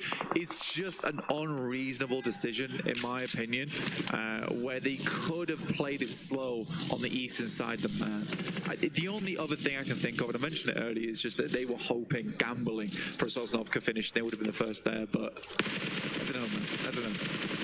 Yeah, the odds certainly not in their favor if that was the gambit they were going for this time around. He was unlucky as well with the timing. Nearly got the pop off on the hill to keep himself alive, but Faidan going down because of it. And then Al Haji, you know, you are a sitting duck effectively. That's the real sort of top and bottom of it. He's just trapped in the coastline. Play zone being the additional squad that will take him down from the back. So again, Power Gaming, I think that's free for free on first squad's fall, other than obviously actually easy. Yeah, he survived as a solo, got those 2 points in the first game, but it's been rough. You're losing at least 3 players in the opening sort of, 2 to 3 minutes of each game now, minimum. It's rough. It's really rough, and there needs to be a big change towards the end of the day. Looking at 4 Thrives, though, they're doing really well. Second place at the moment. I was asked recently who my top 3 players were, and in that top 3, I mentioned Valak because he is one of the more exciting off-angle specialists, and you saw him there even on the bridge. That's another thing I love about the player, is that when he's in that solo position where he's playing off the back of his teammates, trying to set up situations, he's so safe, so cautious with it. He was never going for the full-on spray. He was happy to let his teammates find those knocks, find those eliminations, and he just had to be the enabler, essentially. So he's a very, very cerebral player. And if you're watching PUBG Mobile, you never heard of him, I'd keep your eye on him during this entire tournament. 100%, man. You know, nerves of steel and really handy with the steel, with how he was taking those fights. This has been Vision trying to get a bit more aggro as well with a dive over towards the hut side, isolate one player there as they get the info onto him. Quick pick up on the crate as well. Grab what he's got on him to restock themselves. Yeah, bro. He looked lost inside that shack, like he had no business being in there, and the arena was just yanked on. Yeah, I mean, they're getting secreted on right now. There's the dive over the back. Secret again, it feels like they do better when fights are on their terms. When it's suddenly thrown towards them, that's when a bit of a panic kicks in. It was a little bit awkward. They are being at least able to find some recovery from it. The zone is awful for them though, right? Consistently thrusted further forward. They have to just sprint through this, try and take it headstrong. They do win out on the fight, but with the double knock, it's going to still take some time to recover from it. Meanwhile, Weibo again. They always show up when you least expect it, and nades are raining. Why are they on the eastern side of the map right now? There's an insane rotate from them, which I didn't even catch. They were playing that over towards that western side. Suddenly they managed to get themselves all the way over to here. Just wrapped around, and Fireflux do find them. I think they were looking for a holdout as well over towards Fireflux, but losing Sook is not ideal. Matt Cap's been an awesome addition over towards Fireflux as well. Been finding a lot of success for the team. Where Ketch is no longer as potent as he maybe was in the past, Matt Cap has been pretty phenomenal at basically bringing him back up to level. Like, both of them combined make a pretty fearsome duo. There's been some fierce picks as well that we're seeing from the sideline there from Aura, still being able to keep themselves in a good spot in terms of the eliminations they're finding, where it's not an overcommit. So nice shots, again, delivering. Fireflux, it's interesting how much we've actually seen them really being in focal points of fights that have a lot of reverberations for the outcome of the game, but it never feels like it really gives them the oomph they need. They're always on the, you know, the wrong side of the coin. Yeah, that's 100. Bruised by the nade. That wasn't a coin, that was a grenade. Yeah, it was. That was dirty. Heading through, M79 trying to lay down some smoke in the meantime. It's not going to be.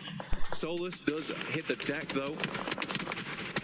So does Scarface, and this is looking more and more rough. So very good shots coming through from Regnum Kaya, by the way, from that position they were talking about before. They're currently holding over towards that north side.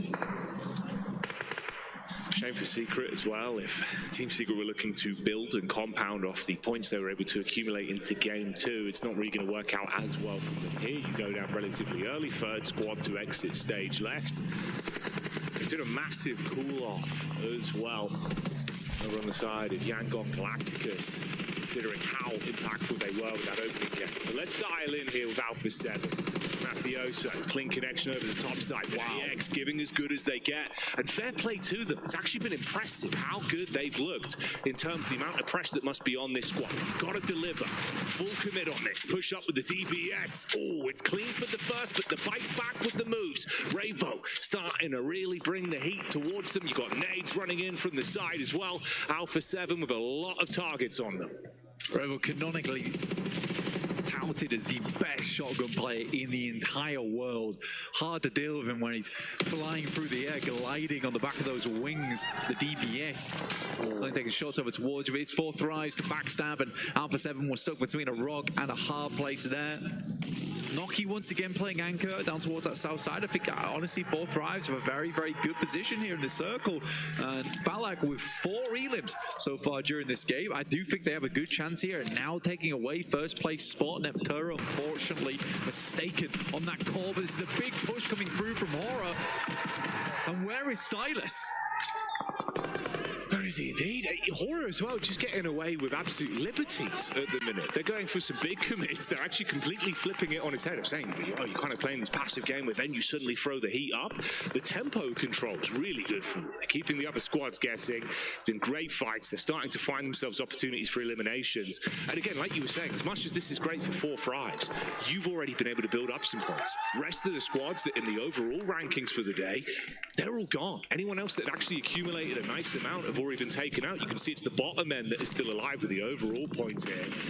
This could really have some chance to leapfrog you up. So this is a big game for a lot of the squads down towards the bottom side right now. Absolutely. For AX particularly, they want to jump further up the rankings here. Horror as well. Want to show a lot of these teams what they've got to offer, but 4 thrives could bump themselves massively up in this game, getting a lead of something like 20 points on the 3rd match of the day with Alpha 7 and Yangon Galacticos being down early, and Vision's only just breaking into the 20 points now. Mora's still going. I mean, that's Vision being completely removed, blinded by the power of Aura Esports again here. No fear living up to his name as the rest of the squad's playing with that. Sleepy and Sky back-to-back. 8 eliminations combined between the 2 of them. Some impressive maneuvers. And we've been obviously sort of touting, 4 thrives. They're in a good spot. If AX were able to find an opportunity to get the drop on him here, sort of pick them to pieces from the sidelines with the scout setup they've got, it could be a bit of a change of pace. They've not looked too bad over the course of the day so far, but taking down a team like that would be huge for them. There's been a nice reset for 4-5s to get back up to all 4 players. That's unfortunate. You're trapped on the edge, nothing you can do. That's the last man going down, so we do wave goodbye to Fire Flux. They've been stuck out on that eastern side for such a ridiculous amount of time. It was not easy for them, but Weibo, despite showing off some pretty cool moves around the map and having some decent rotates into position, they've just not had the staying power in these matches at all. Not been able to dig those boots in to the ground. Felt like we'll be taken down by Sky, which is, to be honest with you, the speed at which he went down, that was an unbelievable spray coming through from Sky. Yeah, Sky's looking crisp today, dude. Like, some of the shots he's being able to find are really impressive, but it's the setup from them as well. The way they're actually sort of jiggling and playing off each other's contact, comms look really clean. Yeah, absolutely. And Sky has got a massive amount of pressure on him. And we had a nice interview with him at the start of the day where he was saying that I don't really see it as pressure. I just see that fans being just loving us as a team, and I'm going to try and do them as proud as I can. For Sky, he's always been a phenomenal member of multiple different teams, and I think he's found a very nice spot here on Horror. Yeah, he is the star figure on that team, but by no means is he not backed up by some of the other players on that squad. I mean, No Fear's been around for a huge amount of time, and Sleepy and Jiggle here really feel like they have melded into the team very, very well. So yeah, Horror's definitely a team to keep your eyes on. I think maybe that's working for him as well, where it's not, you know, the whole squad sort of playing against each other whilst being a team. Yeah. Being set up where there is sort of, you know, no need for the ego. Everyone's happy to just set each other up, and it's working well, dude. Like, they're passing that baton brilliantly. It's funny as well because Sky is played on like quite a lot of highbrow squads, let's say, where he has not always been the player that everyone looks towards and is like, that's the top player on that squad. So it must be quite nice to be on a team now where he is that star player, but he's still quite a humble dude. So, you know, getting set up, and he's always there looking to capitalize, help his team find that success, and this is an unbelievable position. I talked about earlier where Regnum Karya tried to pick it up early into the game, and it would have had a massive success for them should they've been able to hold it versus Horror, but they just came in very, very fast over towards that position. It was super difficult. They're on the outside of the circle now, though, with Nongshim, Red Force. And that's Binny and Tizzy currently playing in a shack of their own, and likely Horror's going to struggle unless they can start finding picks on the outside of the circle over towards AX or Influence Rage. Yeah, it's been good shots, but it's the fact that they're not really fully able to convert off the back of it, with the cycling of those knocks being really just stalemated. Henry here, you get the POV from the man spamming over towards the side. Good split as well for the backside. Sleepy still gets the tag back in. That's an instantaneous shot onto Henry. And they really do just take him out instantly. Good read of the lay of the land as well. So Arian's trapped behind the vehicle. Bullets coming in from the side. 4-5 still trying to keep themselves involved in these encounters and snatch points where they can. Slarix tried to edge his way down towards 4-5, but was immediately shut down there. Henry, I think, was on 12 bullets left in the next magazine, so wasn't a lot at all. That's 3 loot crates, by the way, that I can see on the map there. And those could comfortably create some cover, but the speed at which Horror's going to have to set up this flying V is going to have to be very, very quick. Horror sends out, though, and no one's currently taking shots. Binny and Tizzy are currently encapsulated in smoke. One goes down, but it will be Arian to go down next. And Horror efficiently gets themselves over there, but can they get their player back up again? 4-5's have been doing what they've been doing for so long here as well. The minute there's an opportunity set up by someone else, that's when they capitalize from it. So AX open up the fight. You see the weakness there on Horror. They come in for the sideline sweep, get some damage in. Nonshin Red Force as well, finding an opportunity to get one shot in from the back, and that's all they really needed. It's fragmented the squad. They go down from having 4 members looking really clean to just 2 isolated split on them. I think it's good, though. Honestly, if I'm fully analyzing this, Horror makes a sacrifice and it pays off for them. Yes, they lose 2 players, but given that moment, it gave time for both No Fear and Sky to get further into the circle. Such an important moment for them where it actually could have gone really, really wrong. And that's what you want from teammates. Teammates who are ready to make the ultimate sacrifice for you in-game to allow you to get a little bit further, a little bit more points on board. Beautiful stuff. That's what I mean, the lack of ego. You can see it there. Everyone's playing for the big picture. They're not worried about the stats. They're worried about the placements. They're worried about how it results overall for their tournament run. That's a brilliant way to think about it. You've got the late backstab potentially from Influence Rage. I mean, that's Law, the solo member with Red Force trapped, living on borrowed time inside the hut. Near miss from the nades as well, dashing them towards them. 4 Thrives have been able to play on the back foot for quite some time, wait for everyone else to come towards them. Now they do have to advance somewhat. Horror, of course, with those 2 players, like we said, still could have influence. The quick trades are made. 1 shot back over 4 Thrives, taking issues. Shin go down. Farlak with the quick shot back over. That's No Fear out of action. Law still just belly crawling further forward. I mean, look at the split here. A chance for at least a sneak into that 2nd place. Oh, he had the 1 nade and the 1 Molotov, so could have actually efficiently cleared out 4 Thrives, but 12 eliminations, now looking for the 10-point. Bobs up just as he gets res there, and that could have been absolutely treacherous for them. And now nade's getting sent over the top, and it's unbelievably placed. Coming through with 4 Thrives, taking them to a 24-point game. Massive scenes. Brilliant teamwork, never over-egging it as well. So comfortable playing their own game and always following up. If someone else went in for a fight, they were ready to clean up, ready to engage. Good rotates on it, and they're going to be happy with that one, but that is a massive gainer. It's huge. You were talking about it as well, where you were saying that a lot of our top teams were just out early, and it was really only 4 Thrives still going there. I think off the back of that game, they're up to 43 points, if I'm not mistaken, which is a really big result. And again, a lot of the top teams went out fairly early. I think they're right now looking at around about a 20-point lead at least over a fair few of our squads there. But Horror was another story during that match, looking really, really good. Egoless him. And again, it was not only that, but just really good reads as well. You saw Binny and Tizzy, they both smoked out their compound to stop players from peeking or sending shots in. In that moment, the boys from Horror, they send across because they sense the opportunity. We're going to take this opportunity for a quick break. We'll be back real soon.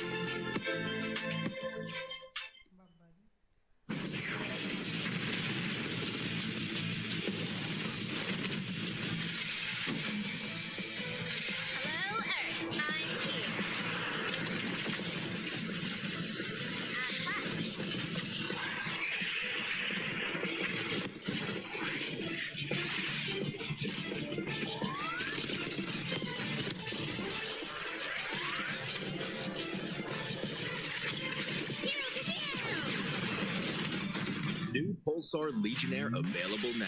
First outfit with special head animations and voice lines. The Pulsar Legionnaire set comes with its own super cute voice lines that can be toggled on or off. What happened? Hi, friend. Hello, Earth. I'm here.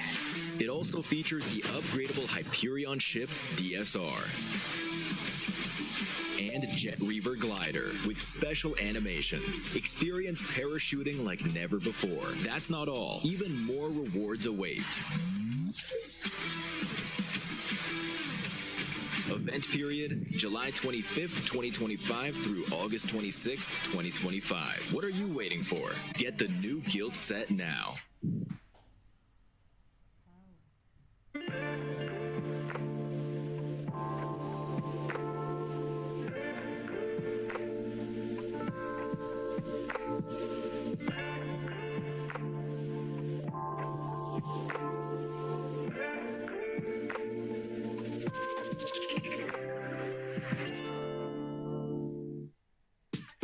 We start off our day in the Kadia Players Lounge, where they come for rest, relaxation, and refueling. And we have this gorgeous Kadia photo booth, of which we have a replica of none other than the key itself. I'm gonna take this one with me. Across from us, we have a Reaction Royale, where players can test out all of their fantastic reaction speeds. Doc C, by the way, from Nongqing Red Force, is only at 15th place. I don't know about you, but I think he could do a little bit better than that. We also have a lovely viewing station for all of our esports players to enjoy and bask in some lovely PUBG Mobile. But what would a player's lounge be without a refueling station filled with caffeine, juices, healthy snacks, and maybe some of the unhealthy ones too? Speaking of which, I kind of want a snack of my own. Sorry guys, squeezing through. Thank you very much. Iced coffee, my favorite. We then head on over into none other than the Heroes Club, where we end our tour. The Heroes Club is exclusively reserved for EWC victors of the past, last year, but also the ones still to come. Only time will tell which one of our PUBG Mobile teams will have the glorious pleasure of joining us in there.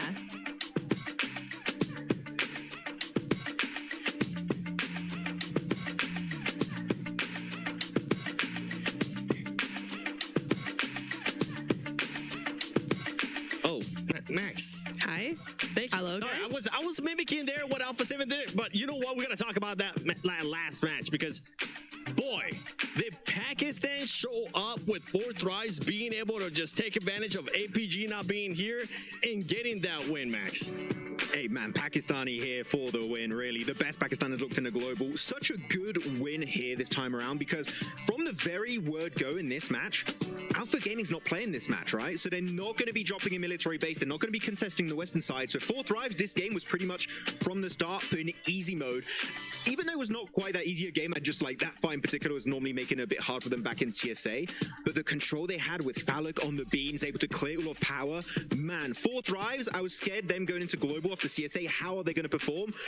All of my doubts have been already cleared that they know what they're doing. They have a game plan here coming into PMWC. Yeah, I mean, from the interview that I was able to do with Falak, that player is just oozing confidence, saying we're not really feeling any type of pressure. Everybody has experience, and that is showcased here in that last match. 24 points, 14 eliminations, being able to back it up there with the win. On top of that, you have Hora Esports, CSA pretty much just taking over Neptuna.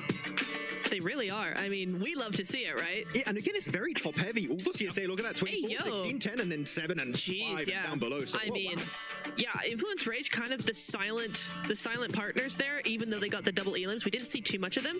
But yeah, 4 thrives and Hora coming in clutch there. Some really strong performances. Hey, I thought Hora were going to win the whole thing. I really did. But we can get onto that later. No, let's get into it now. Get into it now? Okay. Hora overextended. If they had pushed over onto that player of AXTMG as they should have, then yeah, I think that would have been really good for them. They should have. Then yeah, if they had pushed. Let's get into it now. Get into it now? Okay. Hora overextended. If they had pushed over on. Get into it now? Okay. Hora overextended. If think that would. Bro, process. So it was a good idea, but I think there was a slight mispick as what position you want to go for, because if they do secure that, you have a solid 2-2 split, you're fully controlling all of the fields, Fourth Rise can't really encroach on your terrain anymore. I think it would have been an Nepali win. I know CR7 during the watch party would have loved to get that win here for his team, but maybe later. Okay, it'll happen. He's gonna be happy. You know what? Match ranking, they were second, being able to clutch up a lot of points too. That's what you want to be able to do for some of these teams, because remember, there's gonna be one group at the end of day 3 for group stages that's not gonna be playing, so you might as well just be able to do as much as you can. Now, I want to rewind a little bit, Max, towards phase 2 of Four Thrives. They were doing that 2-2 split. You were mentioning them. They're taking advantage of APG not being here. Yeah, really, they're just, oh, well, we know we're not going to have to fight Alpha Gaming at the start of this match. Let's just go for this very passive 2-2 split. No one's going to really try and contest it early on. If it goes back to military, we regroup south. If it goes north, which ended up happening, we'll send it back up north, have a very easy transition, hold on to Lighthouse, hold on to the gas station, hold on to the warehouse. They almost had too big a split, but because they're so experienced around this kind of terrain, they're just like, we know what we're doing. I mean, 9 times out of 10 in CSA, what we saw from them was them holding that exact position. So they absolutely know what they're doing when it comes to that. But I actually really liked the split. I can see what you're saying. It was like almost too much, but I think the control they had, the control that they garnered from actually doing that, made sure that they had so much info, they knew exactly how to play the next few phases. Yeah, I mean, talking about the next plays they did after, I think you want to talk about their third party on Alpha 7 and XTMG, because that was a beautiful play from Fourth Rise. Yeah, it was. I thought it was playing to their strengths. If you're a team, as a team, you want to play to your strengths. Not every team knows how to do that. So for me to see that, to see them go, oh, A7, AXTMG, they're popping off. They're going at each other really heavily. We need to third party that, use that our strength, and then to not overdo it and not go over to AXTMG. Just take A7 and go, okay, we're done. We're going to go back. Really, really well thought out from them. I mean, one player that absolutely popped off for Fourth Thrives, and I mentioned it. I'm glad I mentioned it right before. I was like, the best player of Pakistan ever, Falak, popping off with 7 eliminations, 1,000 damage. Okay. He's cooking. More than that. Oh, yeah, big time. We'll have to learn how to say in Pakistani. We might need to need it for Falak in particular. In the chat, tell us. We'll need a little more help, guys. But 7 eliminations, playing early on as the gatekeeper of the bridge, on the beams, trying to eliminate all of power. Luckily enough, he did get rezzed by one of his teammates who was able to play until the late game, but he was not giving up any angles. If he saw you, chances are you're living for 5 seconds maximum. Falak is being ruthless here in PMWC, and we're just 3 games in. He's off to a great start. Absolute eagle eye, right? And the thing is that this is usually what you want to see out of your star player, Neptune, right? You want him to be able to put up stats just like that. You absolutely do. I think it was a really, really good thing coming in from him. You know, we were talking to him. He was very confident, as you said. That confidence is starting to show. It's not being the overconfident. It's just really confident. And his team is backing him up like a champ. I mean, they have got that synergy down. So it's really, really exciting to see them coming out of here. Yeah, and you said they're confident, but they're also very respectful of this lobby. You talked about the third party with Alpha 7 and XTMG. They take Alpha 7, eliminate them. XTMG, that's maybe a bit too much. You know what? We're just going to take it back. And a lot of teams might have just fully committed and pushed in like, oh yeah, we're just feeling pretty good after eliminating Alpha 7. No, they go back. We have a strong position. We're going to play it safe. I like when a team can be both respectful and aggressive. That is the true mark of a champion in my eyes.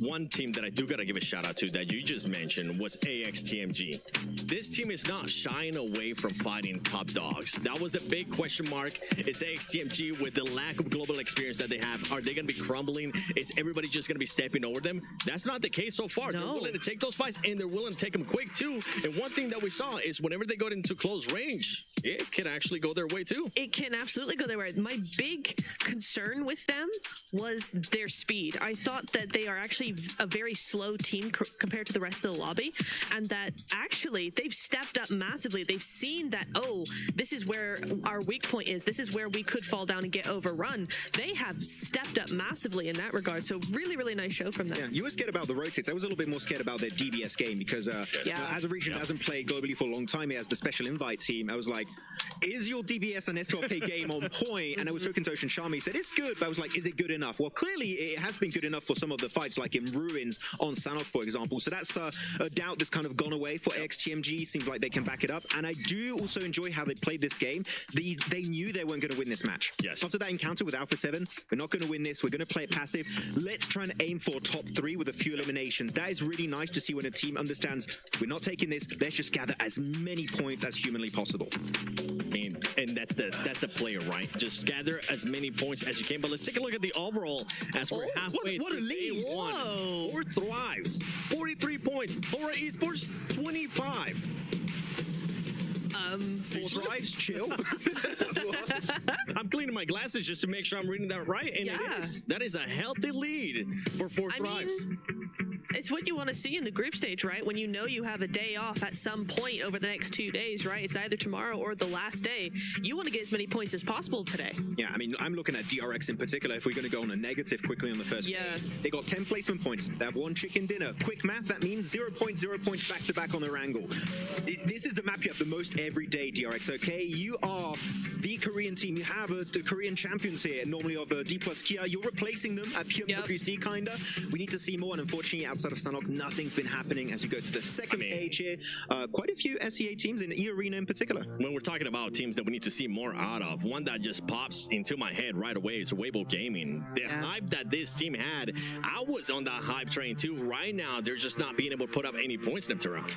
I think it's just kind of odd, but I do wonder if maybe, I mean, day number 1 is all about kind of adapting, so maybe we're going to see some better rotations, but also they've just not really been in play at all. Sook didn't find a bow yet. That's right. Oh, Just that's wait. right. You'll That's find true. it. Yeah. Okay, all right. Well, you know what? I can't wait. Let's send that over to Barton because I want to see what's going to be happening here in Erangel in the next match. Welcome back to the Qiddiya Arena, where we are halfway through our first day of the group stage. But don't worry if you're only just joining us, because I'm here to break down everything if you might have missed it. Game 1, we had Sandhawk, and we opened up with a bang because AXTMG hot dropped right next to Nongshim Red Force. AXTMG came out on top in that fight, but ultimately at the end of the map, it was indeed DRX that went up against Team Falcons in a 4v3. DRX came out on top in that fight and managed to secure the first chicken dinner of the competition and 19 points. Next up, we had Erangel. Erangel kicked off from the start. Team Secret were looking strong, holding the east side of the circle and ultimately not letting anyone come in behind them. However, it was Alpha 7 who had one thing on their mind, and that was survival, with the duo of Carrillo and Revo reviving each other constantly throughout that entire map and ultimately defeating Team Secret in the final fight and securing 20 points for them. Map number 3 started off a bit slower, a bit cleaner, because it was indeed a lot of people switching up their drops as I am lowered down in the stage. And 4 Thrives have to have an honorable mention for having such an impressive day, taking out Alpha 7 as well and managing to secure their first chicken dinner with 14 eliminations. What a first day we are through so far, but we're only halfway, 3 more maps to go. So let's hear some energy in the arena, because we're going to go into our next map very soon. There it is. We are halfway through. That's the important talking point. Halfway through today's maps, number 4 of 6. We hop back into Erangel, as Neptura said at the beginning of the show. That should be the bread and butter for multiple teams. However, it hasn't been. But we do have some top dogs at the top, Alpha 7 being one of them, looking to make it straight into the finals. 4 Thrives, though. John, going all the way, it seems. We talked about a point threshold. You're thinking it's around 80. 4 Thrives have already reached that. They have certainly outperformed on today's games, right? 2 matches in, they are over 40 points there. That is half of the way to that metric, right? If you're looking at previous tournaments that have been played with a 12-map set, it is around the 80-point mark that you will see for 8th place on 24 teams. They've done half of the work that they need to do over these next few matches. It means that over the next 9 matches, they're looking, over the next 9 matches, they are going to need to look to put 40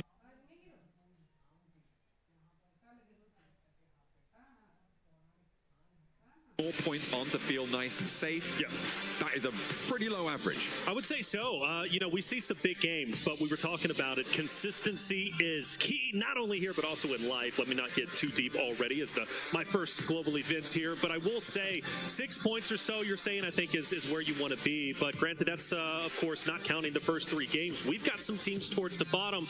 Now, we'll talk about them over time. Power's been struggling, right? Nongshim Red Force have also been eliminated quite early early throughout multiple games, and they're not the only ones, but I do want to say the race for top 8 to make it into finals is still very, very close. We've got to keep our eye on from Team Secret and above, and of course the home favorite Team Falcons in 9th looking to make their way up. Yeah, absolutely. It is still very much all to play for at this stage. Because of Four Thrives taking so many points from the lobby, that increases the volatility of the rest of the tables. It means that they're going to be closer to one another. It means that position jumps are going to be easier, or rather more difficult to fend off for the teams who have already got those top 8 spots. And it's going to be really exciting to see how that unfolds. I think that the most interesting team I saw on that table there towards the bottom was Regnum Kaya. This is disappointing for the reigning PMGO champs coming into this one. They need to step up. They need to step up fairly quickly. I have no doubt in my mind that they can do it. The question is, will they bring it to bear today? That's the question. We got a nice zone. Liking it, potentially setting up for a bridge zone. I love bridge zones. More importantly, I love military, but most likely going over to the mainland. But I do want to focus in as we've got 2 teams maybe about to skirmish out over on military. Of course, talk about Fireflux, and you got Team Secrets most likely going to be running into each other. They could have a truce. Maybe they say, hey, you go over to the right side bridge, we'll take over to left, and we'll just go our own way. But if I'm Team Secret, I've been on fire today. I'm not going to be intimidated by anybody. And you want to talk about being on fire? Fireflux is quite literally there in the top 3 running. So I'm looking at them to potentially be one of the front runners in the engagement. Who knows? We'll see how it ends up unfolding. What else do we see? At the moment, it looks like Team Secret might just be heading out to the east, disengage. West and east bridges both available still. At the moment, it doesn't seem like too much more is unfolding. I feel like George Pole is potentially a little bit of a hotspot for contest on this northwest side. 2 teams in South George, Alpha 7 up in North George. That crossing down south, that because of this first circle, is going to have to happen for Alpha 7. Could be under duress. Could be a little bit of conflict in their future. Yeah, but you got to think about who they're going against, right? E-Arena, who, well, let's face it, they've been struggling, only sitting at 8 points, currently in 13th place, and Alpha 7 being the top dogs they are. Winning that game, by the way, game 2 with 2 players was phenomenal. I could not believe my eyes. You actually called it early. I wasn't a believer until the very end, but able to get, what, 4 to 5 revives overall. It was Revo and Korea who was able to get that win. So if I'm E-Arena and, of course, having to rotate down, I've got to go against Galacticos. That's not going to be an easy fight for either of those rosters. So for Alpha 7, I'm still favoring them, but you're right. I think we will have a skirmish soon. They could always break out further to the east, right? There is always that option to go for a wide swing, but depending on the pace that they can loot, the pace that they can get out of North George, they may be able to avoid that altogether. So we'll keep an eye out on that one. Team Secret, they did move all the way over to Novo. This is on the military island right now on your screens. They did move out east, so no conflict here for the time being. The question I have is, where are Fireflux going to rotate? I expect Team Secret to be going over the east bridge. I'm wondering if Fireflux are going to try and join them, because you're going to be aware that Four Thrives are going to be on the other side of that bridge. And right now, I don't feel like you want to head towards this team. I don't think so. Four Thrives, they're obviously the top dogs for a reason. Will they be the top dogs by the end of this tournament? Who knows? But right now, they are undisputably the best with more than double the points, even over second, which is Hora. But I would think so, though. You know, for Fireflux, I would go to the right side bridge alongside that at Team Secret. But then you have Power over there, too. And Power, I don't know. There's no reason for them to go too deep into the zone as of yet. Bridge camp potential, you think? It could be. I mean, it does potentially waste a little bit of time. It looks like Four Thrives are going to disengage from that bridge position over towards a more central location, up towards that hill ridge that sits further north. But there's always time to come back as well. We'll have to see if that yo-yo comes through. And actually, Yangon Galacticos on the move. Okay, so that opens the door for Alpha 7, which was potential for them to find that path on in. Getting very, very central, nice and quickly. Into 5 minutes of the game and already finding a central spot. Reckon Kaya looking to do the same. Yeah, taking a little bit of damage, but they're going to be just fine for the time being. This is a team that was much hyped up coming into PMWC, a team that needs to start gathering points. As we said, we're on our halfway point. Only 9 more games remain. Yeah, you've got 3 days of group stage, but the teams only played 2 of those days, a total of 12 games. 3 are already gone. With the point race being as close as it currently is, I know they're in 12th place, I should say, but they can easily jump right up with how close it is all the way up to top 8. And well, DRX on your screen, a team that ended up starting off the day hot with the winner chicken dinner. They're currently in 6th place. It's going to be nice and quiet for the time being. Yeah, just bunkering down right now. Early circles, keeping it chill, keeping the nerves in check. Something that I would love to see is like heart rate monitors coming. Yes, we need that. That would be really sick. Although to be fair, 64 heart rate monitors, that sounds like a nightmare. Absolutely. To be honest. But either way, I mean, it'd be so interesting to see how these players are affected by it. Obviously, early game, you're expecting some low tempos, but you can imagine it goes through the roof in those final moments. Oh, yeah. Unless, you know, you're Revo and Carrillo. Sure. Final moments, just super chiller.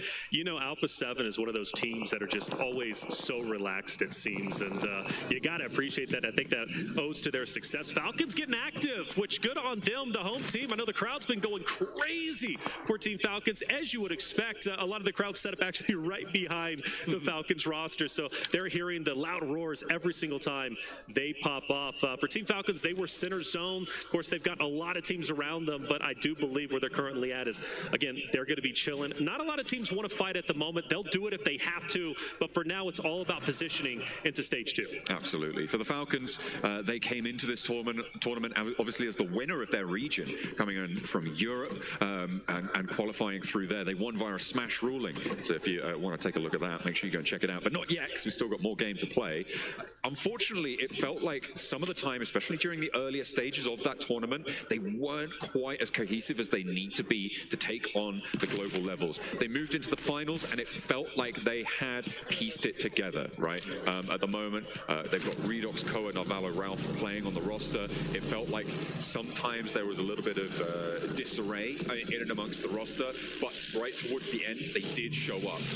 I was worried coming into this tournament that those early stages would come back and that performance would recur.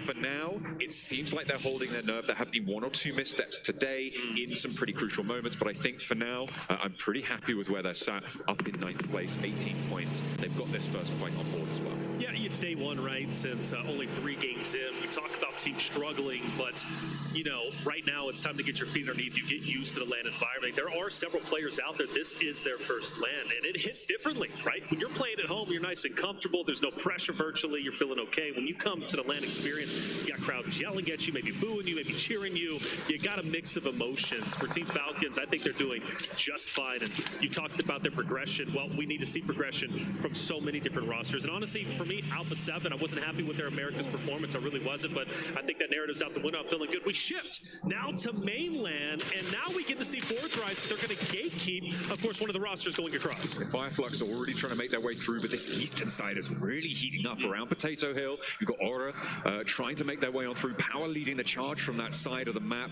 Influence Rage going for a wide sweep out towards the north. The question is, where are they going to cut in? Are they going to go all the way out? Maybe challenge Alpha 7. There's potential there, depending on how far they go. They know they'll be on a home ground fight, right? Influence Rage versus Alpha 7. These two rosters will be familiar with one another. Yeah. They could have a little bit of an edge in this fight, potentially, or the same could be true on the other side. Influence Rage on your screen. Been happy with this roster through America's second place. They played so very, very well. In fact, even outdoing that of Alpha 7 during the PMSL Americas season. Well done for them. They've not done too bad. I know they're in 10th place, but again, that point gap, that point spread is just so incredibly close. But we're talking 4 points from going from 10th up to top 5, right? So for Influence Rage, happy they're going to be on the dead side of the zone in the north. I'm very curious how that's going to end up paying off for them. I want to see them make a deep run. I feel like Influence Rage is a roster. They've been around. We've talked about them on the global stages before, but this is the year I think they're truly going to show what they're made of. I would hope so, but it seems like they have always been the little brother of the region, right? They are there, they're powerful in their own right, but they just haven't been able to take that next step. Maybe they'll find that development here, but I feel like with Big Brothers Alpha 7 in the lobby, it's going to be hard to try and take that fight. Yeah, well, and that's a great point, right? When it comes to Americas, it was a region that we paid attention to mainly for Brazil, North America. I know we've got our struggles. We're going to try and make it back up eventually. We're getting better, I promise you. But when you talk about the Big Brother of Alpha 7, I saw a massive improvement across the board from all the rosters because they know they've got Alpha 7 to battle against. Trust me, they wanted to win PMSL Spring Season 2025, and unfortunately, of course, some of them didn't, but for others, they did dethrone Alpha 7. Alpha 7 barely made it to this stage. Let's put that into perspective. They're doing great now, but I really do think Alpha 7's performance, them winning last year at EWC, truly made the other rosters say, I've got to step it up. You talk about little brother, they're looking to be the big brother now. Absolutely. Try and have a little bit of regnal combat going on through. Take that throne away from Alpha 7. We'll be making sure to keep up to date to find who will be able to take that top spot. But is it even going to matter, right? Because at the end of the day, it's about that global interaction. Sure, you can increase the quality of those lobbies, but then how does that playstyle move into the current stage of gameplay? And with the experience that Alpha 7 has at this level, right? I think that is going to be a massive, massive hurdle to overcome for the teams looking to catch up. In a regional stage, sure, it's intense, sure, it's a lot, but when you put the international stage together, it changes the game entirely. It changes how the lobby plays, how it feels, everything about it, the lights on the stage. It can be a real task to overcome. Hard southwest shift on this circle, all the way out towards a pretty similar location where we saw this last match finished as well, out to the southwest side of Pachinki on those hills. You've got DRX slap bang in the middle. They've been hiding there for a long time. They have, and they like to play it slow, but they make no mistake about it. They can get active if need be. You push into them, you've got a heck of a fight on your hands. Half of the lobby, quite literally half of the lobby, have to now rotate into the next stage. And you got a couple of teams who are set up. And talking about the couple, well, you've got them right here, right in front of you. Alpha 7, we talked about this fight. When was it going to go down? E-Arena landing up top alongside that of Alpha 7. Now they finally come and they bump head to head. Mormon with the first blood drawn there. Revo goes down, an immediate looking for the refrag through the window. Not going to find it. Sliver of HP still there.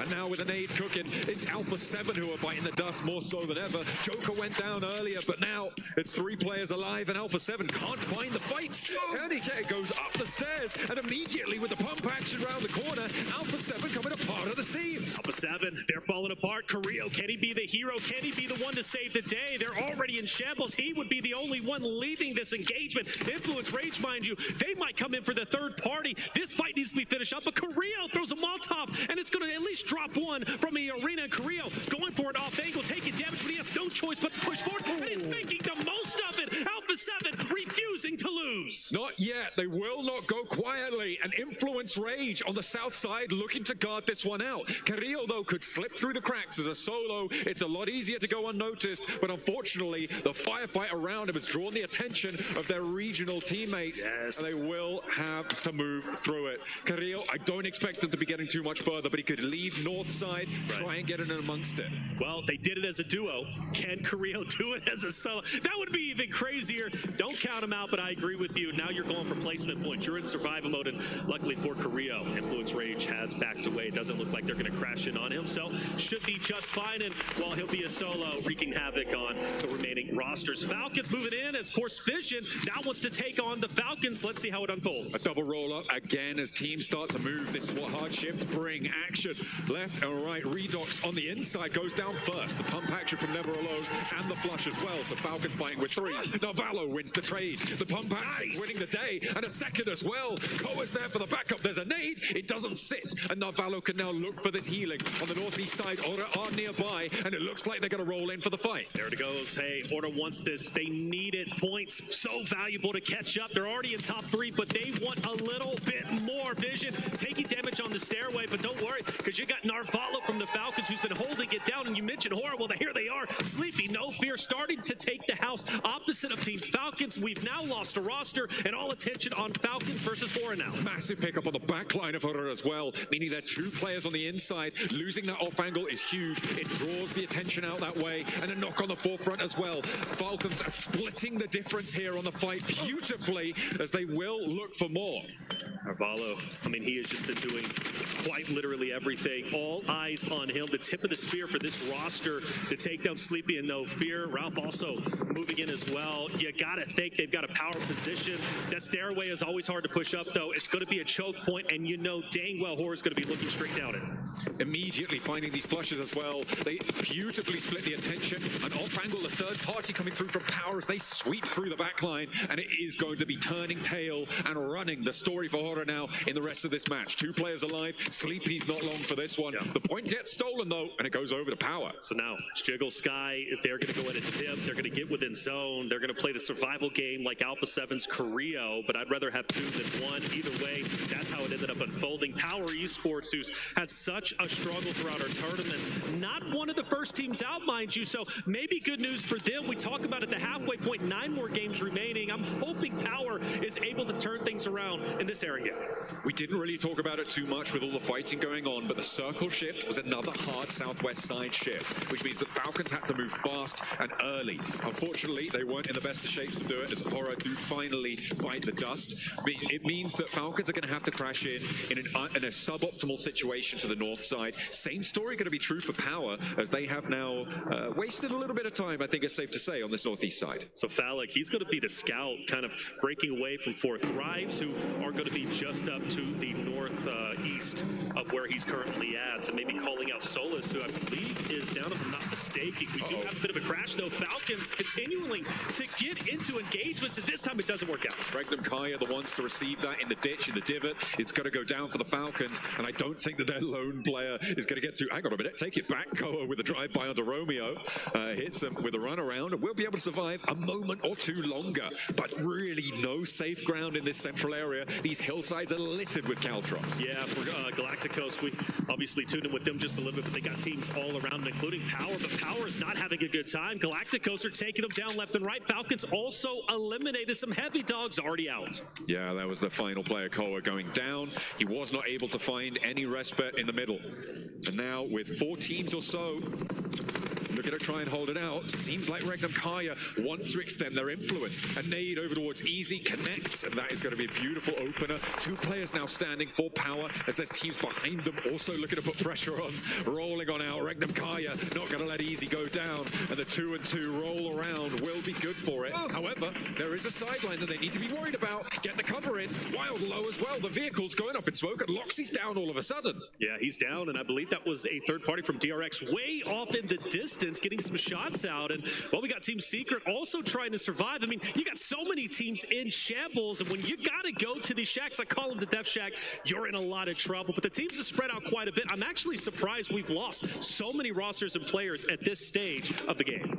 This open field situation, this open hillside that sits to the north of it, these 2 hard southwest shifts followed by a northeast shift, maybe giving a little bit of pause for a breather, but still those 2 hard shifts that we saw in a row have really changed the tune here in the lobby. It's forced teams to take fights where they wouldn't have wanted to otherwise, and now at 18.5 minutes in, we're down to 10 teams, and a lot of those teams not looking healthy. Take a peek at Fireflux racing against Papa Blue. Influence Rage just above them. Talk about Fireflux landing over on Military. Would they have a bit of a skirmish with 4 Thrives on the Western Bridge? That doesn't end up happening, so they're still alive. Down to, of course, just a handful of teams. Circle closing in. Another shift about to begin. Excuse me, as Fireflux starts to get active a little bit. Luckily, they got on the vehicles. The question is, can Influence Rage, do they get aggressive? Obviously, they have to move. Do they set position up to the right-hand side to cut off Fireflux's rotation? It's going to be tricky here for both of these teams on the southwest side, and Fireflux are first to move. For the moment, Influence Rage still holding in their compound near Quarry. They're going to have to try and go in a little bit later. So Fireflux, where are they going to opt to crash in? They've already sent 2 players towards this Regnum Kaya stronghold. I don't know how that's going to go for them. We know that there's third-party angles on there. They're already getting lit up. Scarface with a slow roll around the side, but the vehicle takes him down. It's Regnum Kaya and Nongshim Red Force on the crossfire. Now the 2 remaining players of Fireflux going to try and send Long over to the north side. A straight cut through the circle on the western flank. And in the meantime, in the wake of that rotation, Influence Rage push in from the west. Yeah, they're coming in, and they're going to be coming in hard. It's going to be a big push from them. Regnum Kaya needs to watch out, of course, as Influence Rage, a dominant team. Fireflux, I cannot believe that they're still alive in this moment. It's so unfortunate they lost 2 of their players, so now they've got to go at it. And well, Influence Rage actually looked to be crashing in on Korea, who's been a solo for the longest time. He has been alive, and he's going to keep trying as 4 Thrives go down as well. In the meantime, Korea with his full send. Straight towards Fireflux, 2 players alive, but he goes too slow, no hop out to be seen, and Catch finds a duck sitting in his sightlines. That's it, and Fireflux, luckily for them, they will be dead center of the current zone. That's great, but also could potentially make you a target. You've got Galacticus, who's going to be just onto your left, got DRX as well. Influence Rage, of course, are going to be moving in. We'll be keeping our eye out for Fireflux, and of course, at the moment, and also Team Power, man, I gotta say, for Team Power's perspective, just still struggling. I thought for good moment. They were going to have a great game based on their positioning on the north, but just got too rough for them. They weren't quite able to convert here. Fireflux do finally go down. The last two of Regnum Kaya sidle on in, but Silas needs a little hand here from Wild, as they only have 2 players to go. Yangon Galacticos on the northwest edge also can put pressure onto this location, but they're being a little bit slow with it. They're more concerned about Influence Rage on the west side, who have been, again, very slow, very tepid in their rotational pace here on the west edge. As things start to slow down just a little bit, shots are ringing out, but nobody really at risk of going down except for Lil Boy. I'd say Galacticos trying to take him down. They will do so. The rest of the Influence Rage roster, I guess, a little bit separated. Lil Boy maybe being a scout, can't get away.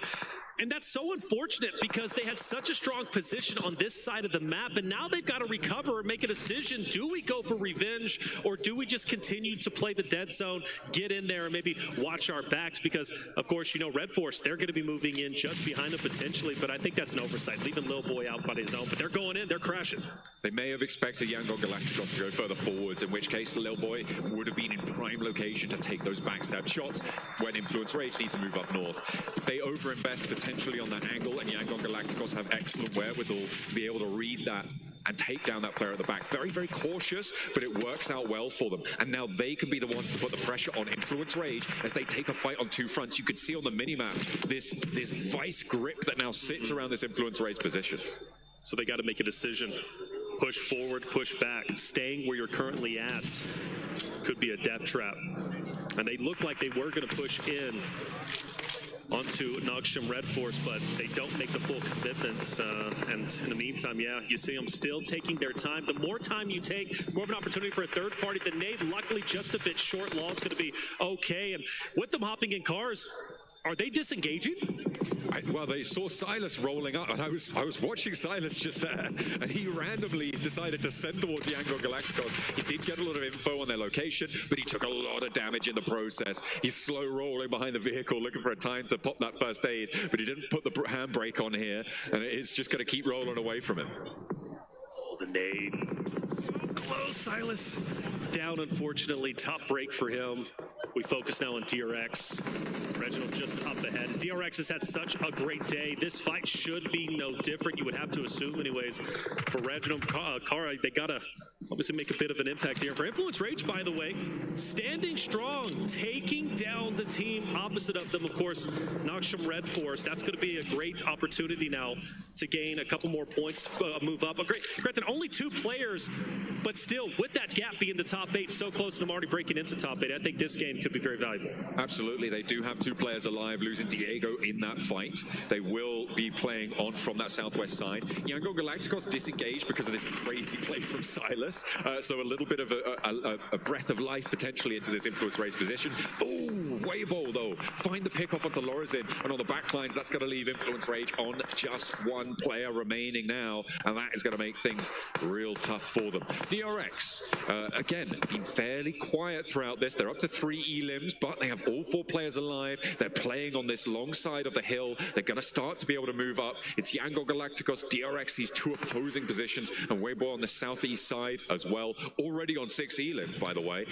Having a brilliant game so far, who have a more central position here. The rest is dribs and drabs, ragtag bunch of solos.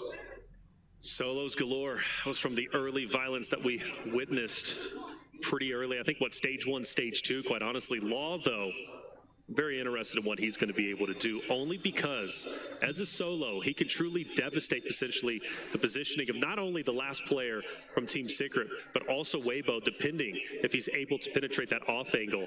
So he could be a thorn in their side, depending, but of course, all eyes on DRX and Weibo. And Weibo needs a good game here. This would be tremendous for him. They've been towards the bottom. They were much hyped up. In fact, I believe even in the power rankings, Weibo breaking into the top 3 for our analysts. So for them, this game could be exactly what the doctor ordered in order to rise up the ranks.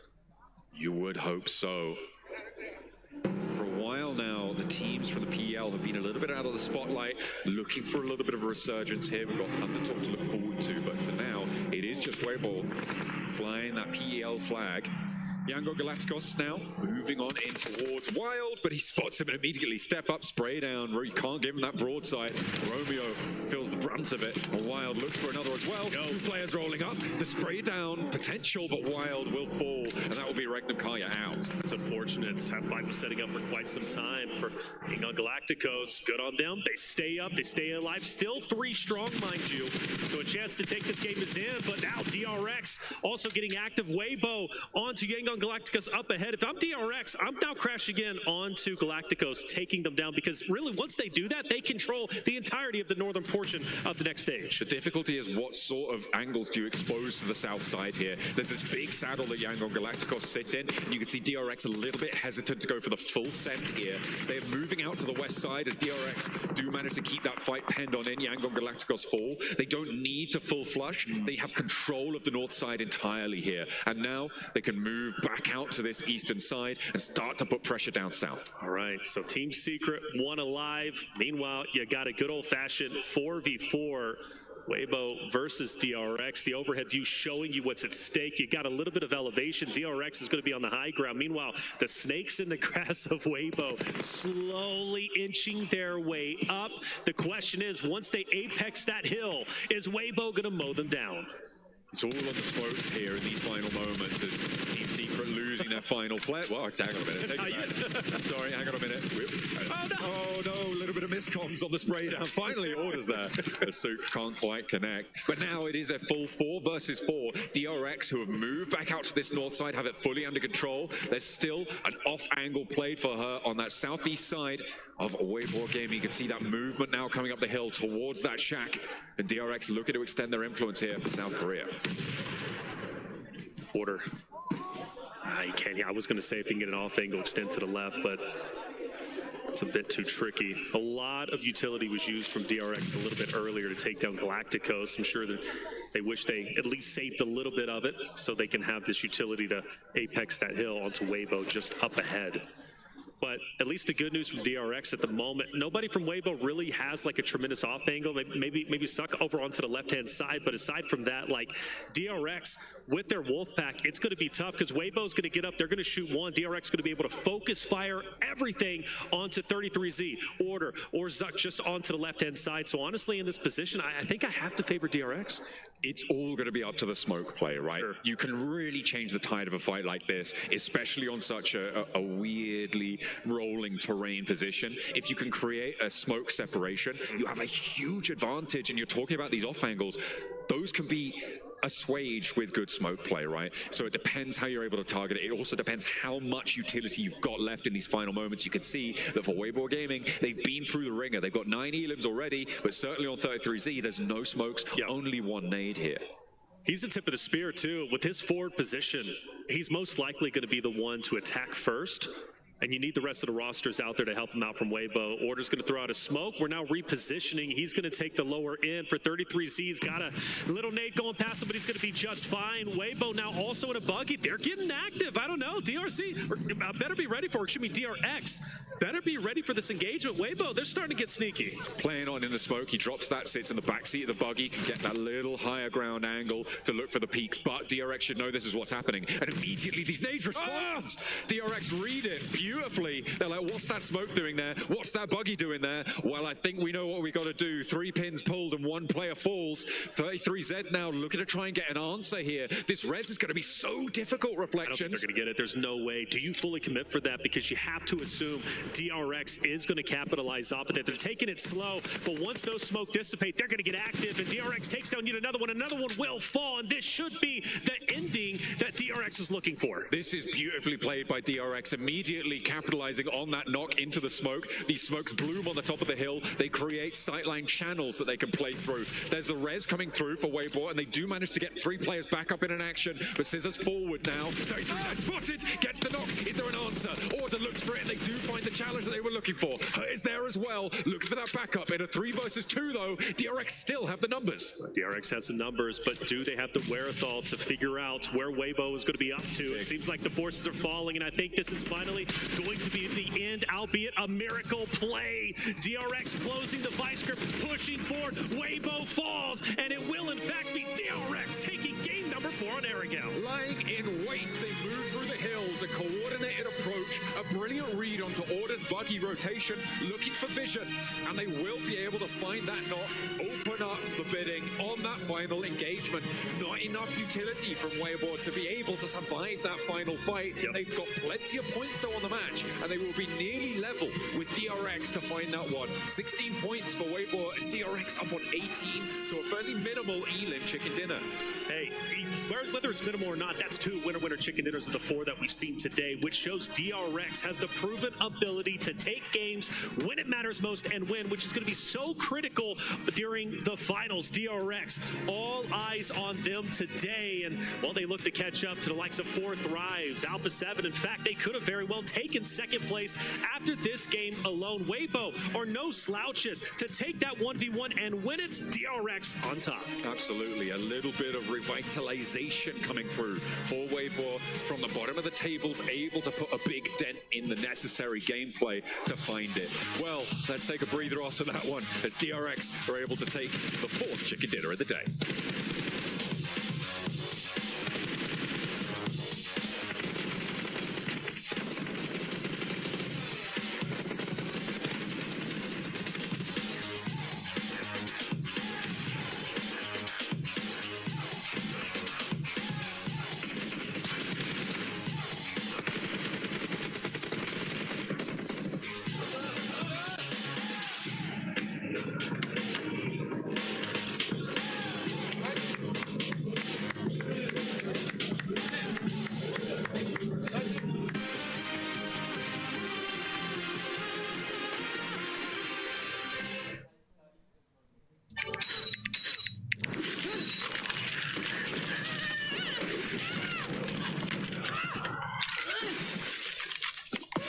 Reach your impossible, Lenovo Legion.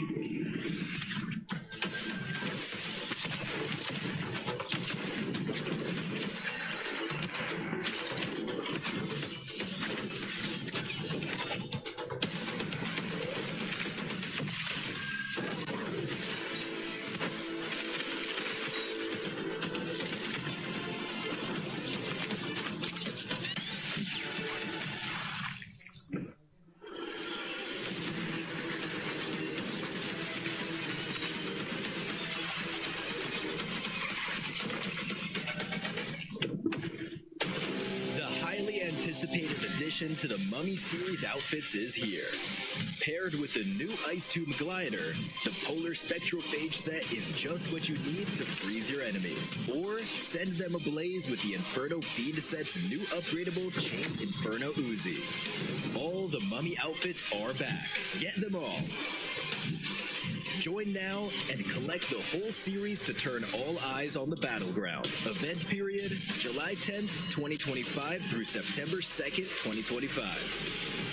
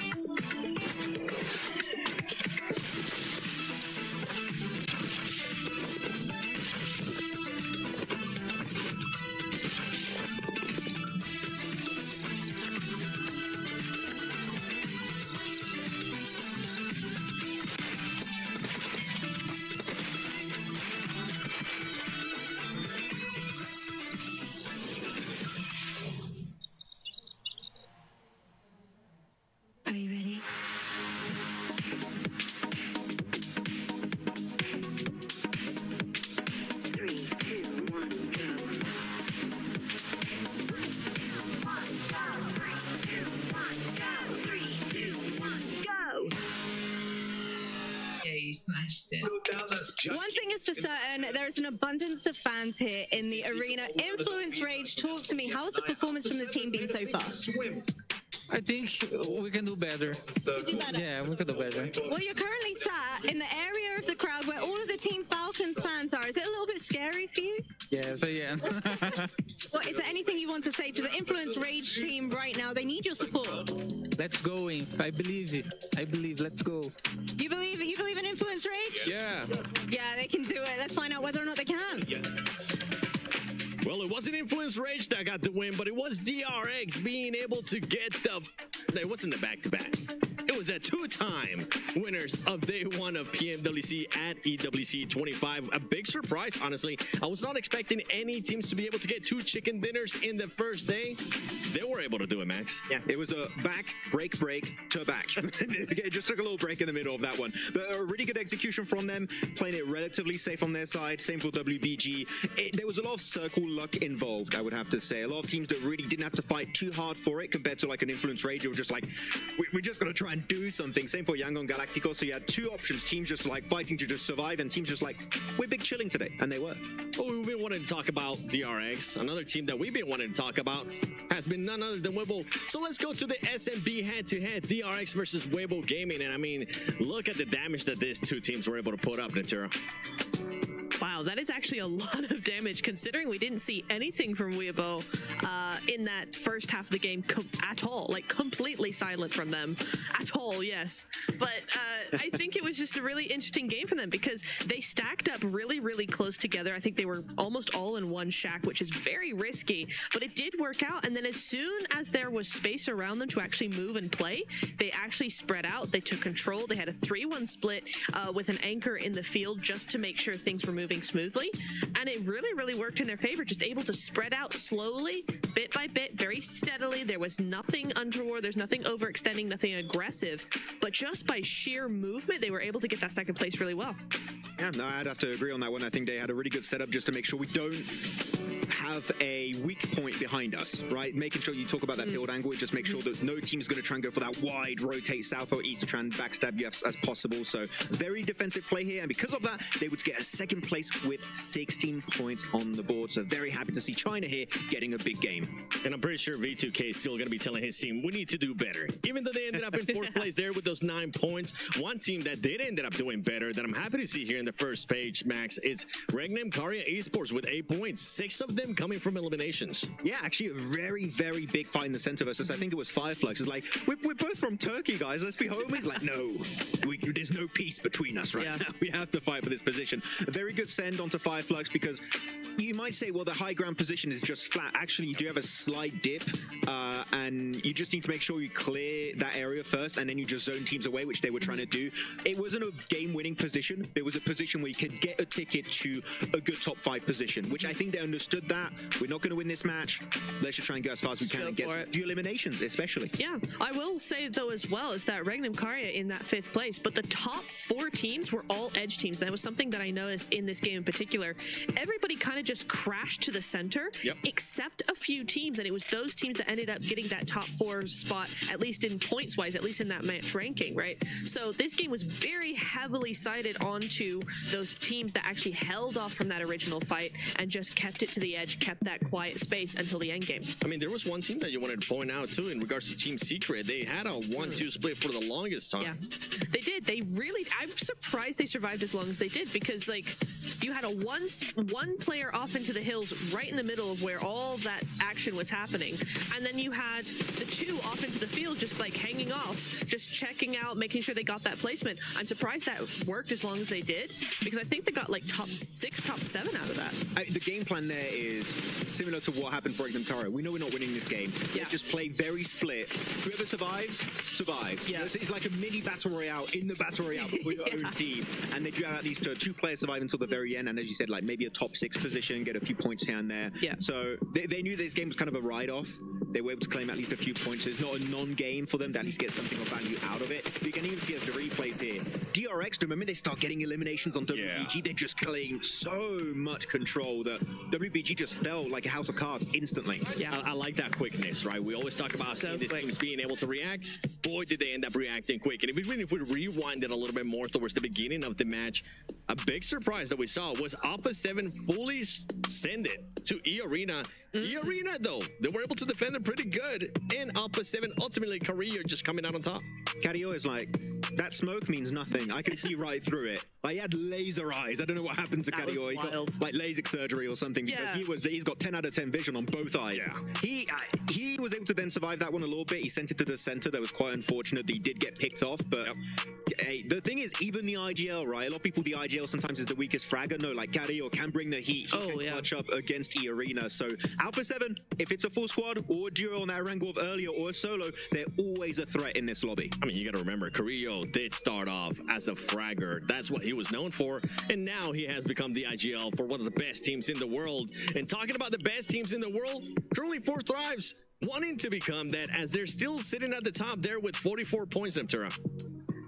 I'm just looking, and actually they are on top. You are exactly right. I can confirm. But what I'm looking at is actually DRX moving in. We had a big gap before this game, and DRX have managed to just smash right through that, double their placement points with that extra win. And now they are kind of threatening 4 Thrives' position at this point in time. I will say though, just over halfway point, Max, none of our power rankings are looking particularly accurate at this point. Yeah, as of right now, our prediction game is very off, which I would say is on brand. Pretty bad. So, you know, I wouldn't talk about it too much, but Yangon Galacticos, I was not really expecting much, but they are such an aggressive, oppressive team going into this. They're not scared of going for fights, which I like to see, because a lot of times you see underdogs just getting a little bit too scared in lobbies like this. Like, we don't want to fight, we purely want to get placement points. No, Yangon Galacticos, if they see a team that have a very clear weakness, they will not be scared to go for that engagement on that position. So Yangon Galacticos, seeing them be this confident early on,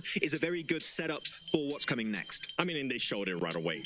They showed it from the start. One thing though, for everybody currently watching at home, from July 25th to the 27th and August 1st to the 3rd, log in to summon airdrops and collect 2025 airdrop vouchers to enter prize draws for official merchandise, smartphones, BD partner rewards, permanent in-game items, and more. Every participant is guaranteed to win. Additionally, from July 25th to the 31st, vote for your favorite airdrop partner for a chance to receive a special gift from them. I'm going to be doing it. Max is going to be doing it.